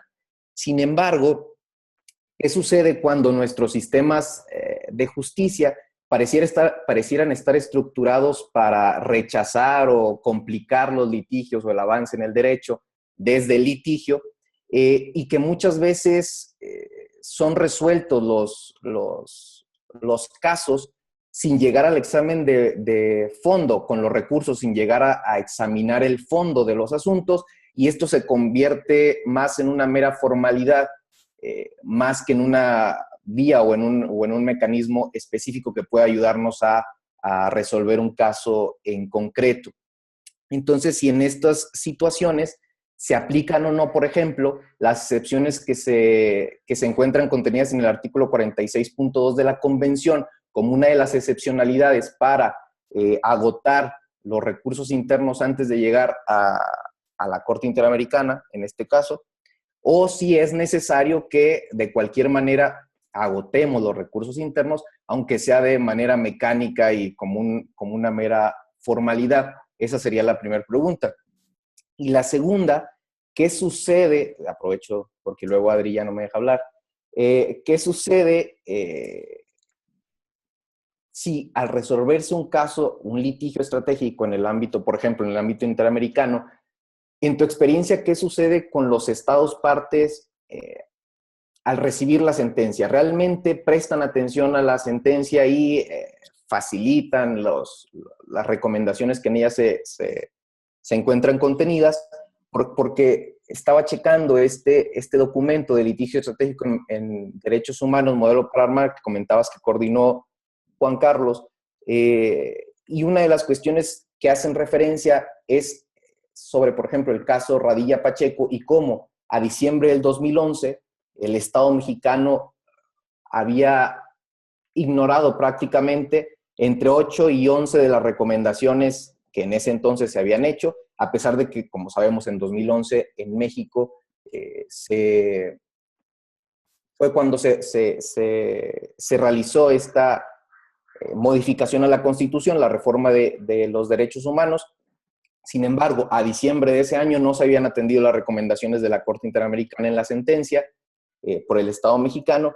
Vemos cómo al 2020, evidentemente, ya se han atendido otras circunstancias de la sentencia, como por ejemplo la Comisión Nacional de Búsqueda, los registros de detención, etcétera.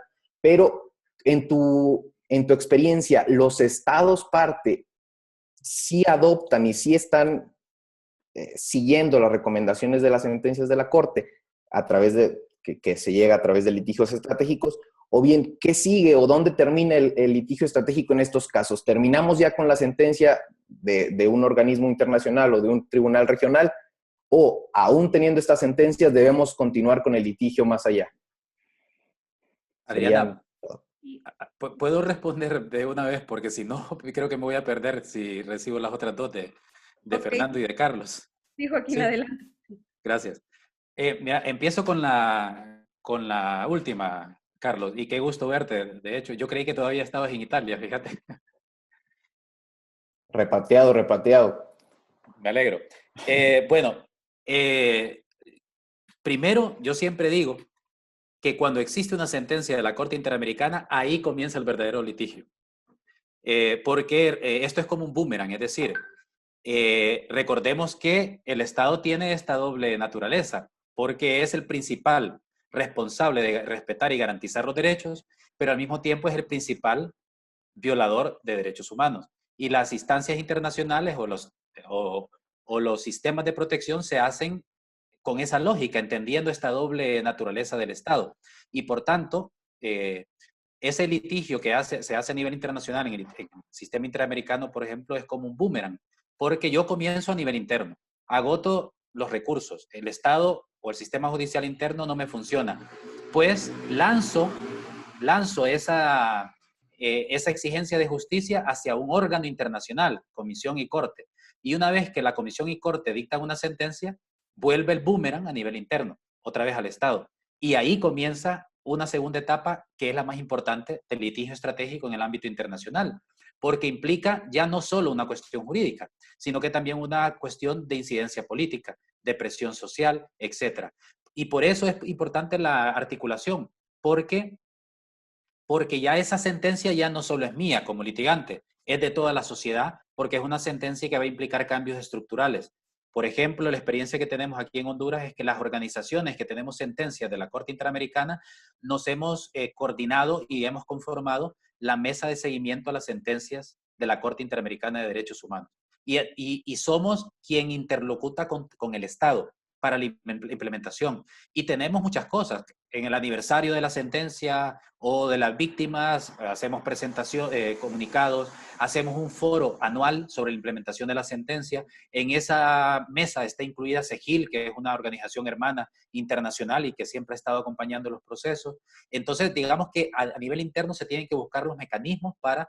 y ojo, no solamente ya es una cuestión política de interlocución con el Estado, sino que también puede ser jurídica en el sentido que en los casos nuestros, las sentencias de la Corte no da recomendaciones, son sentencias que se deben de cumplir obligatoriamente. ¿Y qué pasa a nivel interno cuando un funcionario no acata una decisión judicial?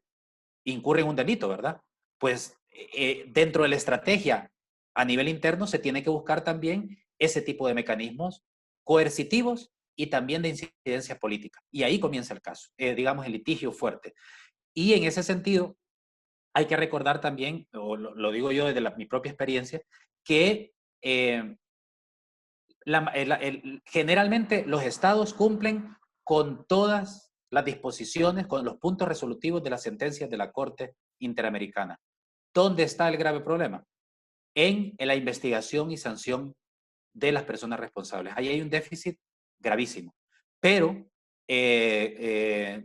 la otra parte, digamos, de este seminario es el tema de las obligaciones internacionales. Y yo siempre termino con un listado de sentencias y de qué cosas se ordenaron y se cumplieron. Por ejemplo, el caso de... siempre pongo este ejemplo que es muy importante y voy a dejarlo con él. El caso La Cancuta contra Perú y Barrios Altos contra Perú, donde la Corte señala que la ley de amnistía que se aprobó para darle impunidad a Fujimori y a los militares, altos mandos militares que ordenaron las desapariciones y las masacres, pues la Corte dijo, esa ley de amnistía es contraria a la Convención Americana y por tanto se tiene que derogar. ¿Y eso qué implicó? Que Perú se vio obligada a derogar la ley de amnistía y que Fujimori está cumpliendo 25 años de prisión. Hay otros casos, Loaiza Tamayo, por ejemplo, contra Perú también, donde se ordenó un nuevo juicio en donde ya se había condenado a esta persona y al final se liberó. Y entonces yo podría empezar a mencionar el propio Radilla Pacheco. Gracias a ese caso es que se da la tremenda reforma constitucional en México.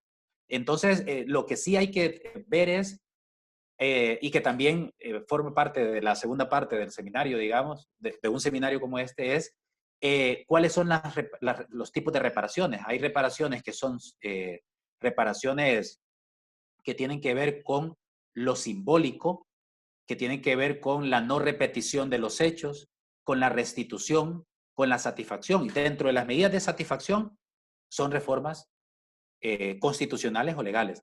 Entonces hay que tener en cuenta eso, que hay diferentes, las disposiciones o los puntos resolutivos de las sentencias de la Corte tiene varias cosas.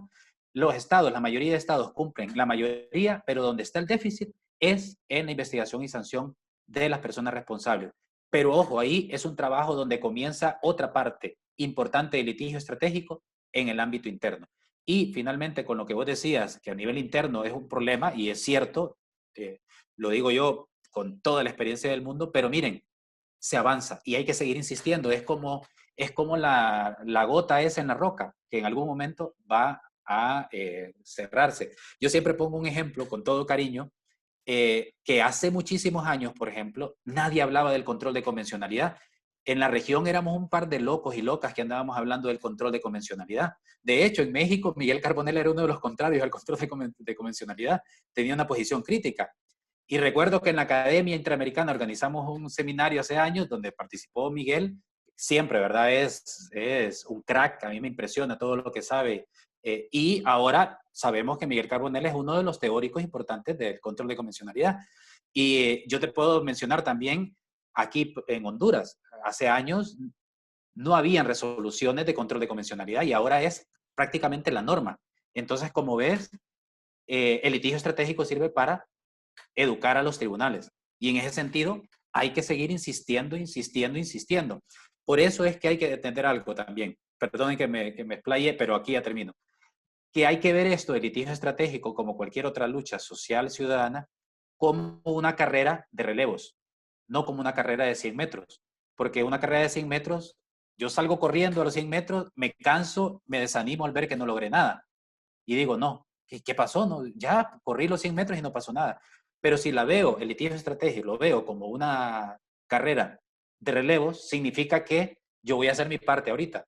Luego le paso a Carlos o a Fernando, a Adriana, a vos, que van a hacer su parte. Y poco a poco, esa roca va a ir teniendo una grieta gracias a esa gota que va a ir cayendo. Pero hay que seguir insistiendo. Y una cosa que yo he aprendido a nivel interno es que detectar, hay que hacer un mapeo en el marco de la estrategia, que cuando voy a litigar a nivel interno, si voy a presentar un amparo, tengo que conocer bien cuáles son los límites que pone el Tribunal Supremo cuando se trata de amparo en el ámbito de la admisibilidad. ¿Para qué? A mí, hace poco nos pasó con la red lésbica Catrachas, que es una red que presentó un recurso de inconstitucionalidad contra el matrimonio heteronormativo, y donde más trabajamos fue detectar cuáles eran cuáles eran o en el ámbito, en el proceso de admisibilidad, cuáles eran los obstáculos que ponía la sala de lo constitucional. Una vez que estudiamos eso, de manera creativa, nos centramos en eso y argumentamos de manera tal de no darle posibilidades a la sala de que pudiera rechazarlo por admisibilidad y logramos la admisión. Y ahora la sala está viendo a ver cómo resuelve lo otro, porque recordemos que nuestros países son altamente religiosos y muchas veces no se diferencia entre el laicismo y la influencia privada de las religiones. Entonces, yo animo a seguir insistiendo. Muchas gracias, doctor. Gracias, Carlos, por tu pregunta. Gracias, Vamos Joaquín. a continuar ahora con Fernando Ruz. Dueñas, ¿nos escuchas? Sí, Muy bien. ¿usted? Sí. Sí. Bueno, Adelante. hola doctor, muy buenas tardes. Muchas gracias por su exposición. Yo tengo dos preguntas muy puntuales. La primera tiene que ver con lo que usted acaba de comentar sobre casi la carrera de resistencia, ¿no? Que implica hacer un litigio ante el sistema interamericano. Y dentro de la estrategia que usted planteó del tiempo que llevaba el litigio a nivel interno, muy optimista, ¿no? En cuanto a que puede durar meses. Pero luego una vez que ese juicio o el litigio pasa al sistema interamericano, sabemos que eso pues, puede llevar de, no sé, 10 o 15 años. Y la pregunta sería, ¿cómo influiría ese tiempo, ¿no? Saber que el juicio puede durar tanto tiempo. Uno, en cómo se planea el litigio desde el aspecto material, o sea, lo que cuesta tener un juicio abierto durante tanto tiempo para el equipo de abogados, para la organización, etcétera. Y también cómo eso puede influir, o desde su experiencia, cómo usted ha visto que eso influye en el ánimo de las víctimas, ¿no? Que si bien muchas veces los hechos del caso incluso son situaciones que han pasado mucho más tiempo antes de llegar al nivel nacional y luego al sistema interamericano, ¿qué nos puede usted decir sobre eso en el ánimo de las víctimas? Y la segunda pregunta, nada más para saber su opinión, menciona que una de las funciones del litigio estratégico es incluir temas que no han sido tratados por los tribunales, ¿no? Nacionales y en el sistema interamericano. Y la pregunta es, ¿qué temas o qué tema considera usted que en este momento necesitan de un impulso, ¿no? Por parte de los abogados y abogadas para posicionarse dentro de la discusión judicial? Ya serían mis dos preguntas. Muchas gracias. Adelante, doctor. Gracias, Fernando. Efectivamente, la primera pregunta, evidentemente los procesos no solo al sistema interamericano, en general ante el sistema internacional son procesos largos. Sin embargo, en el sistema interamericano ha habido diferentes acciones para reducir esos plazos. Ya no tenemos que esperar 10, 15 años. De hecho, hay un caso emblemático sobre Honduras que todo el proceso duró desde la comisión hasta la sentencia, 4 años, por ejemplo. ¿Qué es lo que recomiendo? Lo que recomiendo es, miren, generalmente, como todo comienza en la Comisión Interamericana, la Comisión plantea o establece un formulario que uno lo llena en línea. Y está perfecto, porque es una forma de acercar el sistema interamericano a cualquier persona. Pero está bien llenarlo en línea, pero yo creo, para quienes podamos tener esa posibilidad, es de trabajar un escrito fuera de ese formulario. ¿Por qué? Porque si llenas el formulario, como es tan básico, no lleva toda la información y la argumentación necesaria para que la comisión no esté preguntándole al Estado tanto ni a la parte peticionaria tanta, porque generalmente cuando presentamos la petición, la comisión le transmite las partes pertinentes al Estado para que dé sus observaciones, la comisión nos da a la parte peticionaria lo que dijo el Estado para que presentemos nuestras observaciones y hay un límite, ¿verdad? Pero hasta que la comisión tenga toda la información va a tomar una primera decisión de admisibilidad. Y lo mismo pasa con el fondo. Y lo mismo pasa cuando se presenta el caso ante la Corte. Entonces, la estrategia es construir una petición, una denuncia que sea suficientemente fundamentada, que tenga toda la información para que digamos, reduzcamos ese proceso de intercambio, digamos, de observaciones entre el Estado y la parte peticionaria. Eso es lo primero.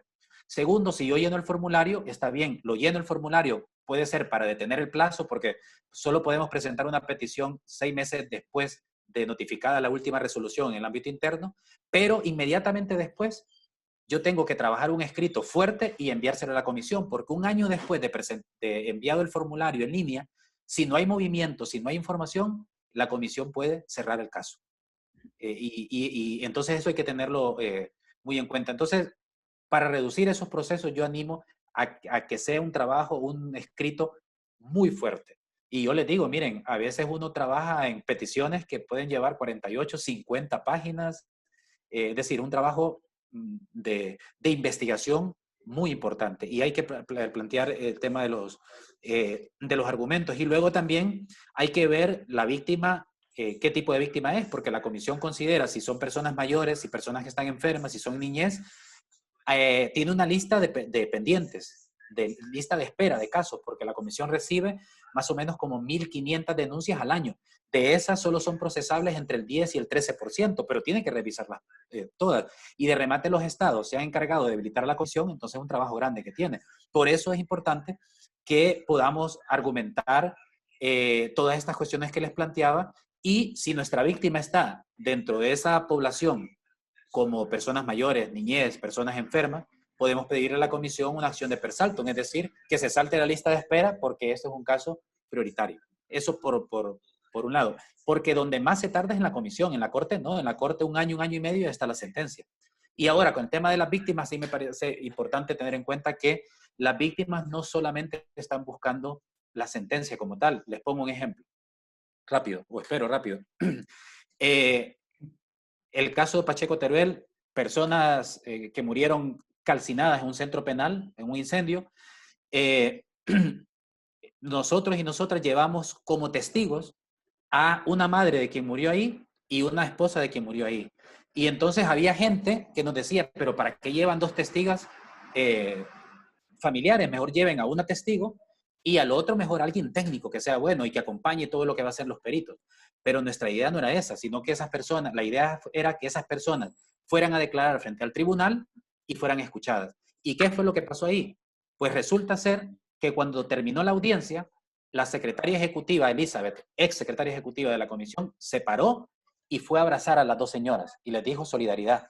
Que los jueces, porque solo hombres había en ese momento, se pararon y dijeron públicamente, nos solidarizamos con su dolor. Esas señoras cuando salieron estaban llorando. Y una de las cosas que a mí me impactó y que yo aprendí me dijeron, miren, es que en Honduras los jueces y las juezas y los fiscales y las fiscales me trataron como basura, como si fuéramos perras, así. Y aquí los jueces internacionales y el fiscal interamericano o la fiscal interamericana me abrazó y se solidarizó. Para esas dos personas, eso ya era una reparación.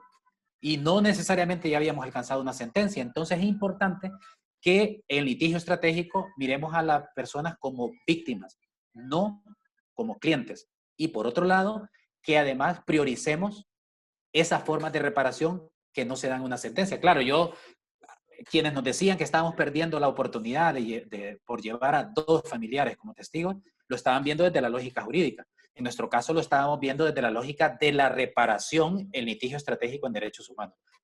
Ven la lógica, ¿verdad?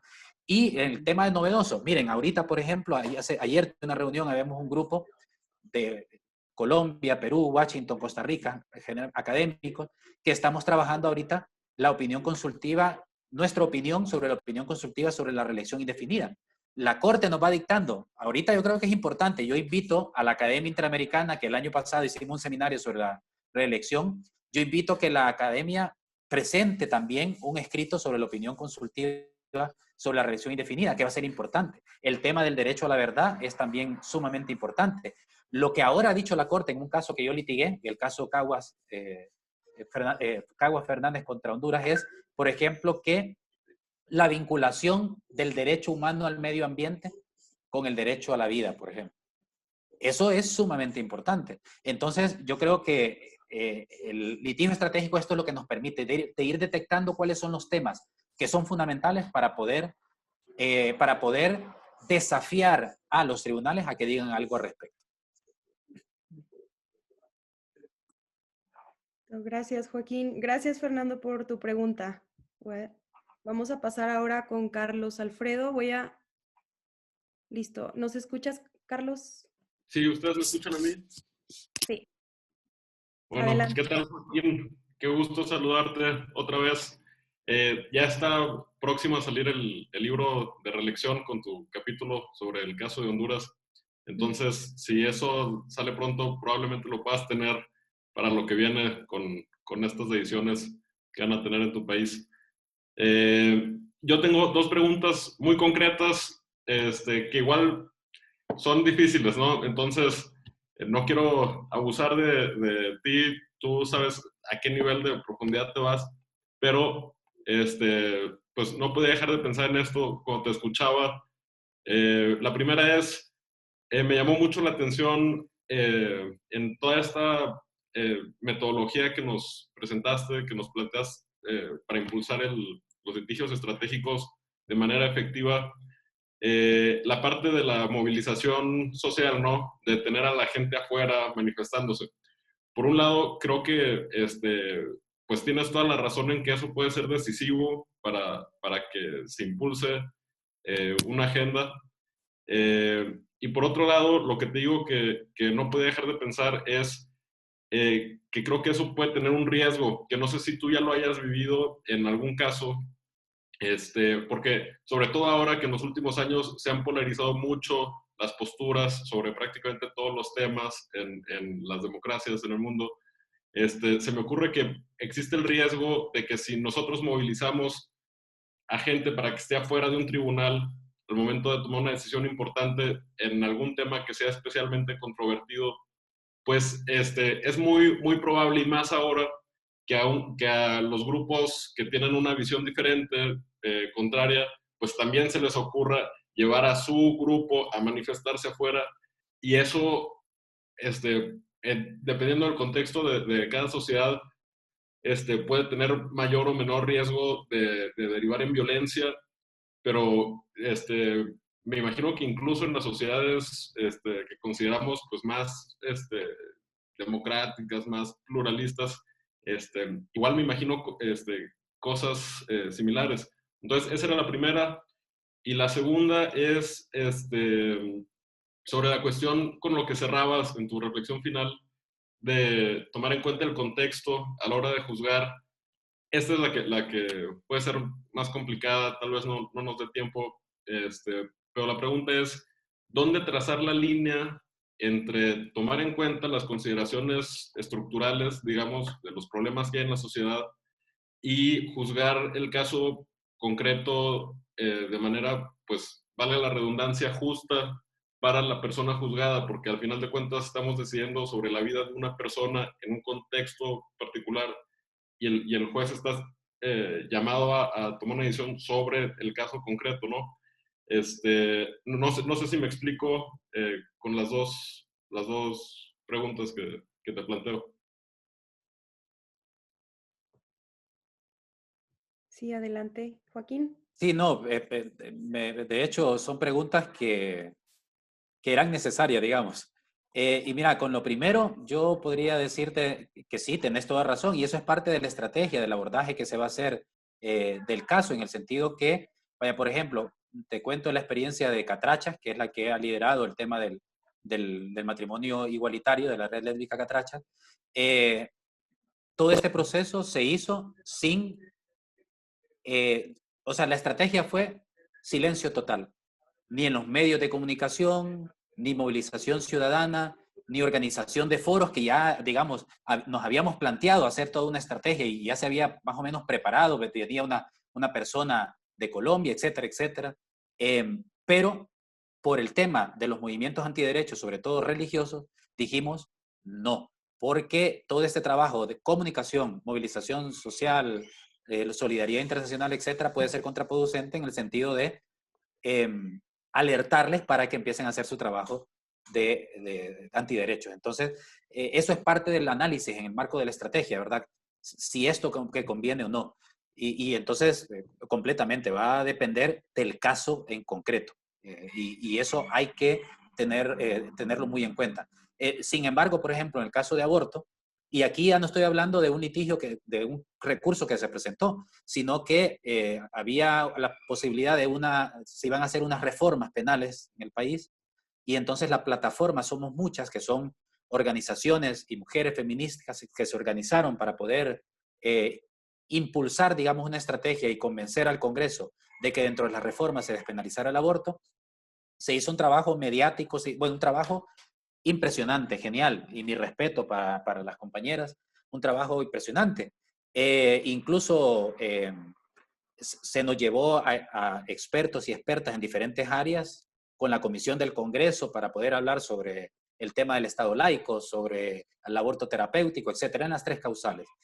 Y finalmente el Congreso mantuvo la penalización total del aborto. Entonces uno dice, se perdió, como lo decía Adriana, con el de ganar perdiendo, pero resulta ser que sí se perdió en términos de que no se logró la reforma, pero se ganó porque se posicionó el tema del aborto en la sociedad. Y resulta ser que una mayoría, más del 60% de la población, está de acuerdo con el aborto en sus 3 causales.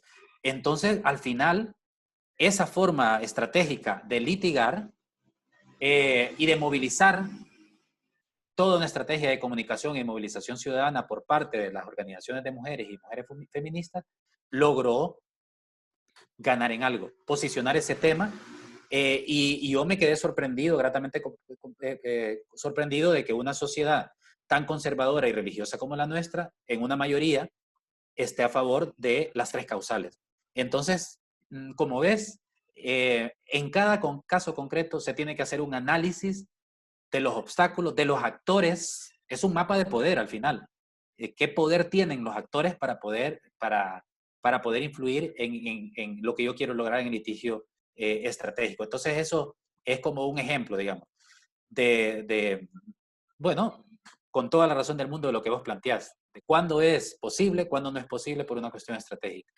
Y luego, con lo demás, yo digo que hay que ser optimistas realistas.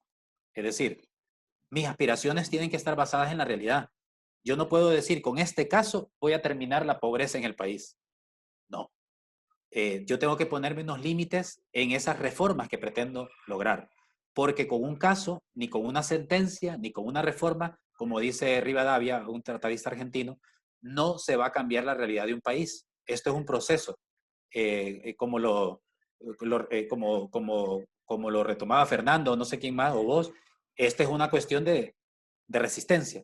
Entonces, por tanto, al momento de la estrategia de identificar el caso y de decir qué es lo que voy a lograr, yo tengo que lograr un equilibrio entre los intereses de la víctima y los intereses estructurales que yo tengo que perseguir como organización o como litigante estratégico.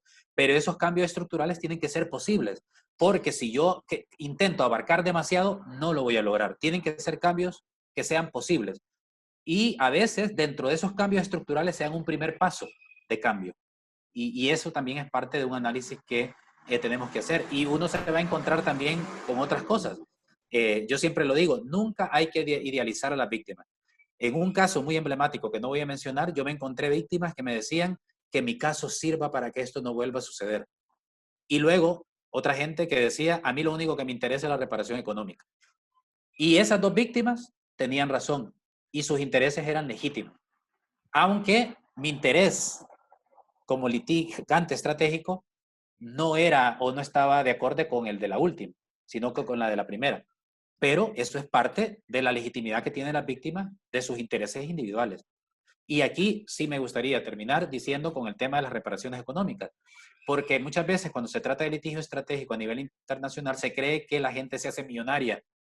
Miren, la indemnización económica solo es una parte, y la indemnización económica es el resultado de un estudio que se hace de lucro cesante, es decir, la indemnización material, lucro cesante y, ay hombre, ¿cómo se llama la otra?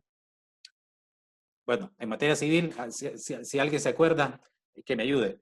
Eh, eh, y por otro lado, es decir, hay un principio fundamental que utiliza la Corte para determinar el monto de indemnización económica, que no es alto, digamos.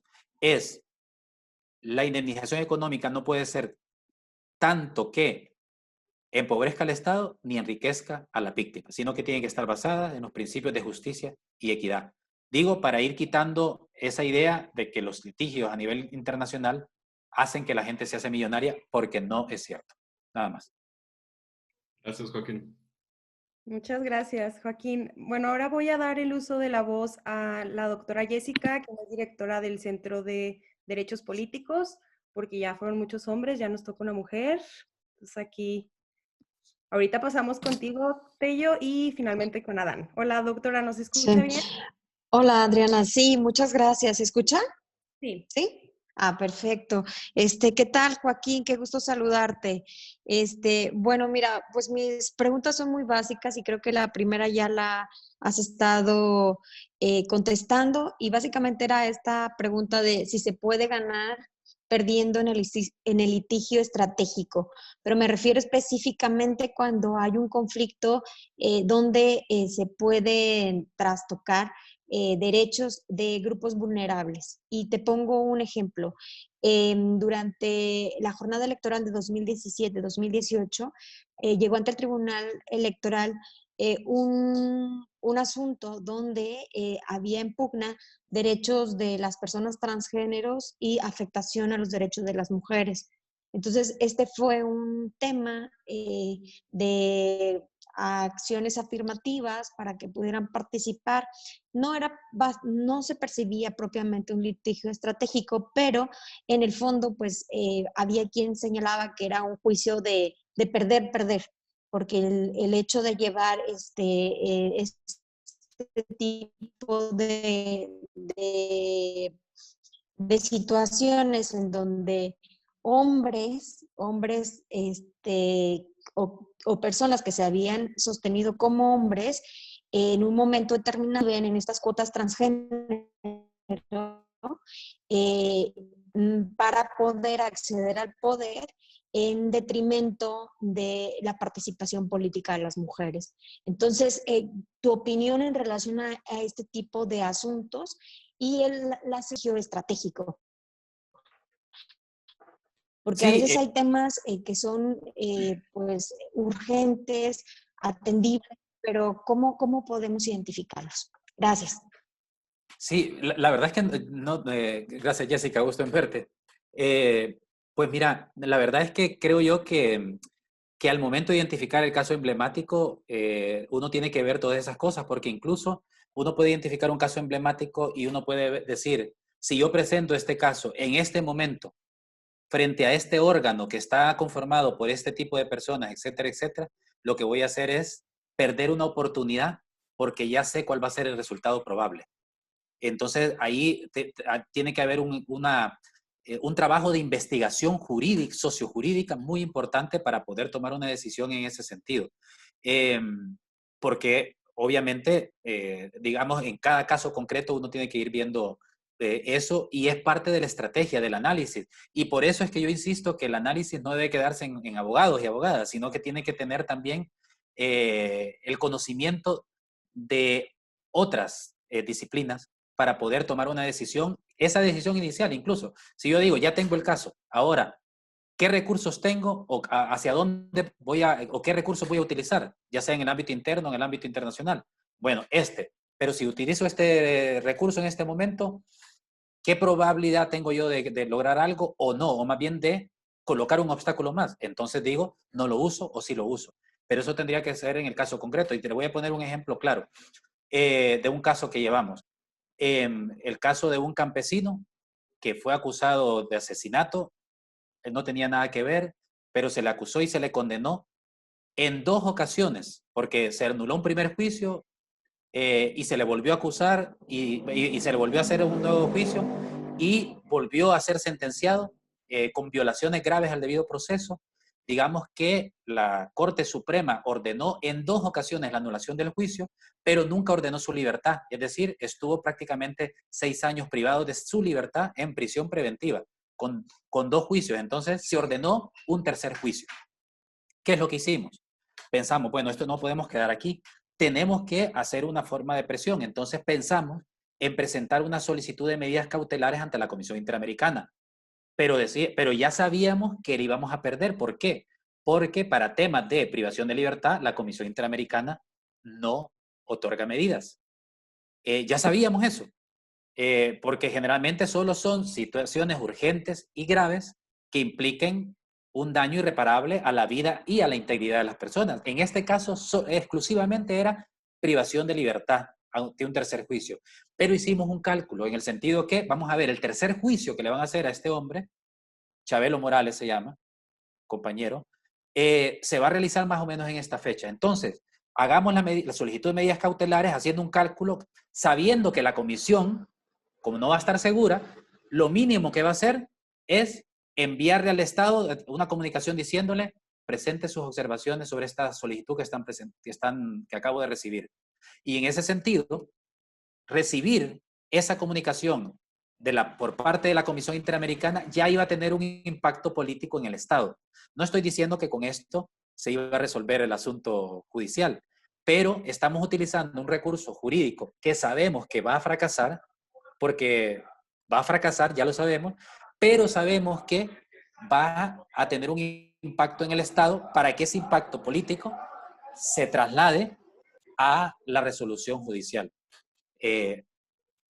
Logramos que Chabelo Morales, después de un tercer juicio, saliera en libertad y el tribunal que lo hizo, ese tribunal tuvo ahí una misión internacional de observación, tuvo ahí, de hecho, hicieron control de convencionalidad, que fue realmente muy interesante. Pero a donde voy yo es que al momento de abordar el caso hay que analizar todos los recursos que yo tengo y cuáles recursos jurídicos me van a servir para cambiar el asunto en términos jurídicos y cuáles recursos jurídicos no me van a servir y que son un fracaso en términos jurídicos, voy a perderlo y yo ya sé, pero sí me van a servir como incidencia política. Entonces tenemos que jugar con todo esto y hay que incluirlo en esa estrategia de preparación del caso. No sé si te respondí con esto. Sí, sí, sí, perfecto. Gracias. Muchas gracias, doctora. Y bueno, al parecer creo que ya nada más tenemos, Adán no tiene preguntas, me indican, y voy a iniciar el audio de Francisco Duarte. A ver, un segundo. ¿Me escuchó? Listo. ¿Sí? Sí. Sí. Bueno. Eh, técnicamente, pues me gustó mucho el seminario, me quedé con varias reflexiones que hizo y a partir de esas reflexiones quería pues hacer una pregunta, ¿no? Sin dudas creo que también es importante lo que mencionaba sobre técnicamente que me acuerdo mucho de una conferencia a la que fuimos una vez que nos enviaron de la academia de una presentación de un libro de un autor que se apellidó Onofre, nada más que se me olvidó su nombre, y que técnicamente hablaba de esta participación de la abogacía, ¿no? Dentro del sistema y cómo él, por ejemplo, me acuerdo que mencionaba que era más una crítica y que resultó estando más que crítico hacia la abogacía, abrazando otra vez a la profesión, ¿no? Porque precisamente creo que somos, o bueno, técnicamente los abogados litigantes son una pieza vital, ¿no? Para que el sistema se componga. Ya lo decía usted, para visibilizar todas estas desigualdades, cambiar el pensamiento de los jueces. No sé, recuerdo en la Alemania nazi, por ejemplo, que estaban los jueces muy apegados hacia el ideal nazi, ¿no? Y que técnicamente resolvían gracias a ello y por este positivismo jurídico que a veces aparece como una de las complicaciones primordiales dentro del sistema del derecho. Entonces, esa primera pregunta va encaminada hacia eso, ¿no? ¿Cómo logramos esquivar este sistema que a veces parece inclinarnos hacia ciertos intereses, no quiero decir propiamente de la clase política, pero que generalmente han sido así, ¿no? En ocasiones nos vemos más como herramienta de legitimidad de la clase política que realmente el despertar esta creatividad de los abogados, ¿no? De mantener el sistema evolucionando y demás. Y la segunda era sobre todo, me acuerdo que ya el compañero Fernando Ruz lo comentaba, ¿no? Yo también siento que hay desigualdades, hemos avanzado muchísimo, ¿no? Ahorita, por ejemplo, la perspectiva de género es una herramienta muy útil para visibilizar, perdón, ciertas desigualdades, pero aún así quedan otras allí y podemos utilizar estas herramientas. Por ejemplo, yo cuando veo a mi papá, ¿no? Por ejemplo, en la pandemia ahorita, va en un horario de trabajo tremendo, lo ves cansado y es recordar que pues a final de cuentas no somos números, ¿no? Aunque el sistema sí a veces lo haga sentir, no somos números, somos seres humanos que tenemos ciertas complicaciones y en ocasiones somos vistos como cosas, ¿no? Como otro elemento más para la producción. Y creo que también esto es importante y a partir de esta herramienta de la perspectiva de género se puede avanzar hacia más, ¿no? Todavía. Entonces, en ocasiones también pensamos, por ejemplo, que las reformas pues son lo único que podemos hacer como Estado. Yo lo veo mucho en México, ¿no? Pensamos que las reformas constantemente dan ya por sentado el resultado. Entonces la segunda pregunta era, estas desigualdades, ¿cómo seguiríamos fomentándolo? Ya dijo usted que es un proceso paulatino, pero ¿cómo no caemos en una cuestión de caer en un ciclo que a lo mejor en ocasiones parece repetitivo? ¿Cómo salir de allí, no? ¿Cómo salir de ese hueco de decir, pues bueno, está el reconocimiento de derechos, pero realmente cómo los hacemos llegar, ¿no? A la realidad y que esta teoría no se separe tanto de lo que tenemos en la, en la realidad? Es todo. Gracias, Adán. Y sí, vos diste un punto muy importante y que me ayuda a mí, voy a comenzar con lo segundo, a hacer autocrítica. Yo ponía el ejemplo de la liberación de 12 personas, de defensoras del medio ambiente, que hicimos la celebración, etcétera, etcétera, y que se logró, digamos, la libertad. Pero, por ejemplo, la autocrítica que nos hacemos es que de esas 12 personas, 11 eran hombres y una era mujer. Y resulta ser que los 11 hombres fueron puestos privados de libertad de manera conjunta en una cárcel específica y tenían su apoyo. Y la compañera estaba sola en una cárcel de mujeres. Y por esa falta de perspectiva de género, creo que nos faltó ahí, en algo tan práctico, un acompañamiento especial a esa compañera que realmente estaba sola. Entonces, en algo tan sencillo, la perspectiva de género te puede ayudar a hacer un acompañamiento tan claro y tan práctico cuando se trata de las víctimas. Entonces, eso pasa evidentemente, y sobre todo los hombres, los litigantes hombres, por un proceso de deconstrucción personal, en mi opinión, que tiene y que está muy vinculado con masculinidades disidentes, con masculinidades alternativas a la masculinidad tóxica tradicional, porque muchas veces nuestras acciones o nuestra forma en que abordamos el litigio estratégico no toma en cuenta esas desigualdades de género y eso hace que por muy buenas intenciones que tengamos, porque son buenas intenciones, pero muchas veces obviamos o ignoramos esas desigualdades y entonces los impactos son diferenciados. y creo yo que es necesario tener esa perspectiva de género, y yo sí hago el llamado particularmente a los hombres, porque no es suficiente decir los y los compañeros y las compañeras, sino que es necesario que traduzcamos en la práctica cotidiana y comenzando en la casa esos cambios que se requieren en lo público. Porque lo que decía esta feminista en los años 70, cuando feminista, que no recuerdo el nombre en este momento, estadounidense, que publicó en una revista, lo personal es político. Realmente es un mensaje poderoso, porque generalmente el litigio estratégico, ¿qué es lo que busca? Democratización de los países. Eso es lo que se busca.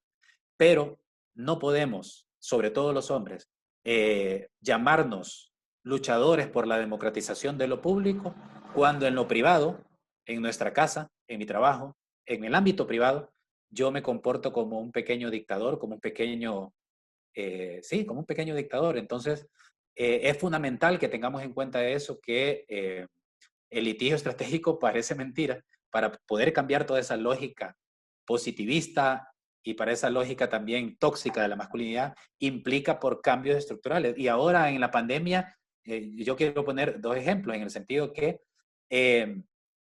los hombres que estamos en marco de esta pandemia, ¿qué estamos haciendo, por ejemplo, con el tema de las responsabilidades en el hogar? Porque eso implica renunciar a privilegios. Y se lo digo yo personalmente, que con todos mis obstáculos y todos mis retrocesos, es difícil, o sea, difícil, o sea, el tema de renunciar a privilegios, eso por un lado. Y por otro lado también esta pandemia nos está ayudando a repensar las cosas. ¿En qué sentido?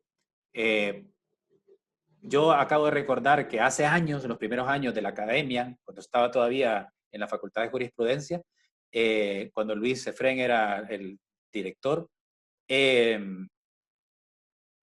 se participaba en un foro internacional sobre el derecho a la alimentación, un foro académico. María Victoria Fernández, nuestra querida Vicky, que dio clases ahí, era la que se encargaba. Entonces, ahora yo pensaba, en esta pandemia, es una oportunidad importantísima para que la academia, y no me refiero a la academia interamericana, la academia en general, y quienes litigamos en términos estratégicos, podamos buscar formas creativas de litigar el derecho a la alimentación de sectores que están siendo afectados en este momento. Me parece que sería como un desafío muy importante plantearse este tipo de cosas. Y como he hablado de un montón de cosas, Francisco, o quién fue que preguntó, no sé si fue Francisco, sí, Francisco preguntó, ya no me acuerdo lo otro que habías preguntado, discúlpame.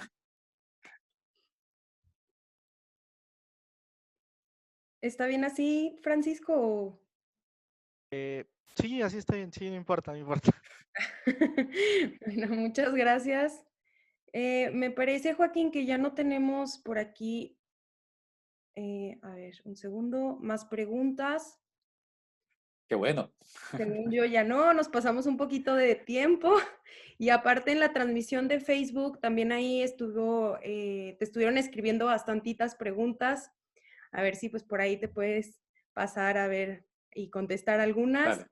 Muchísimas gracias por tu participación en este primer seminario de investigación en línea que tiene la IDH, y pues te haremos llegar tu reconocimiento digital.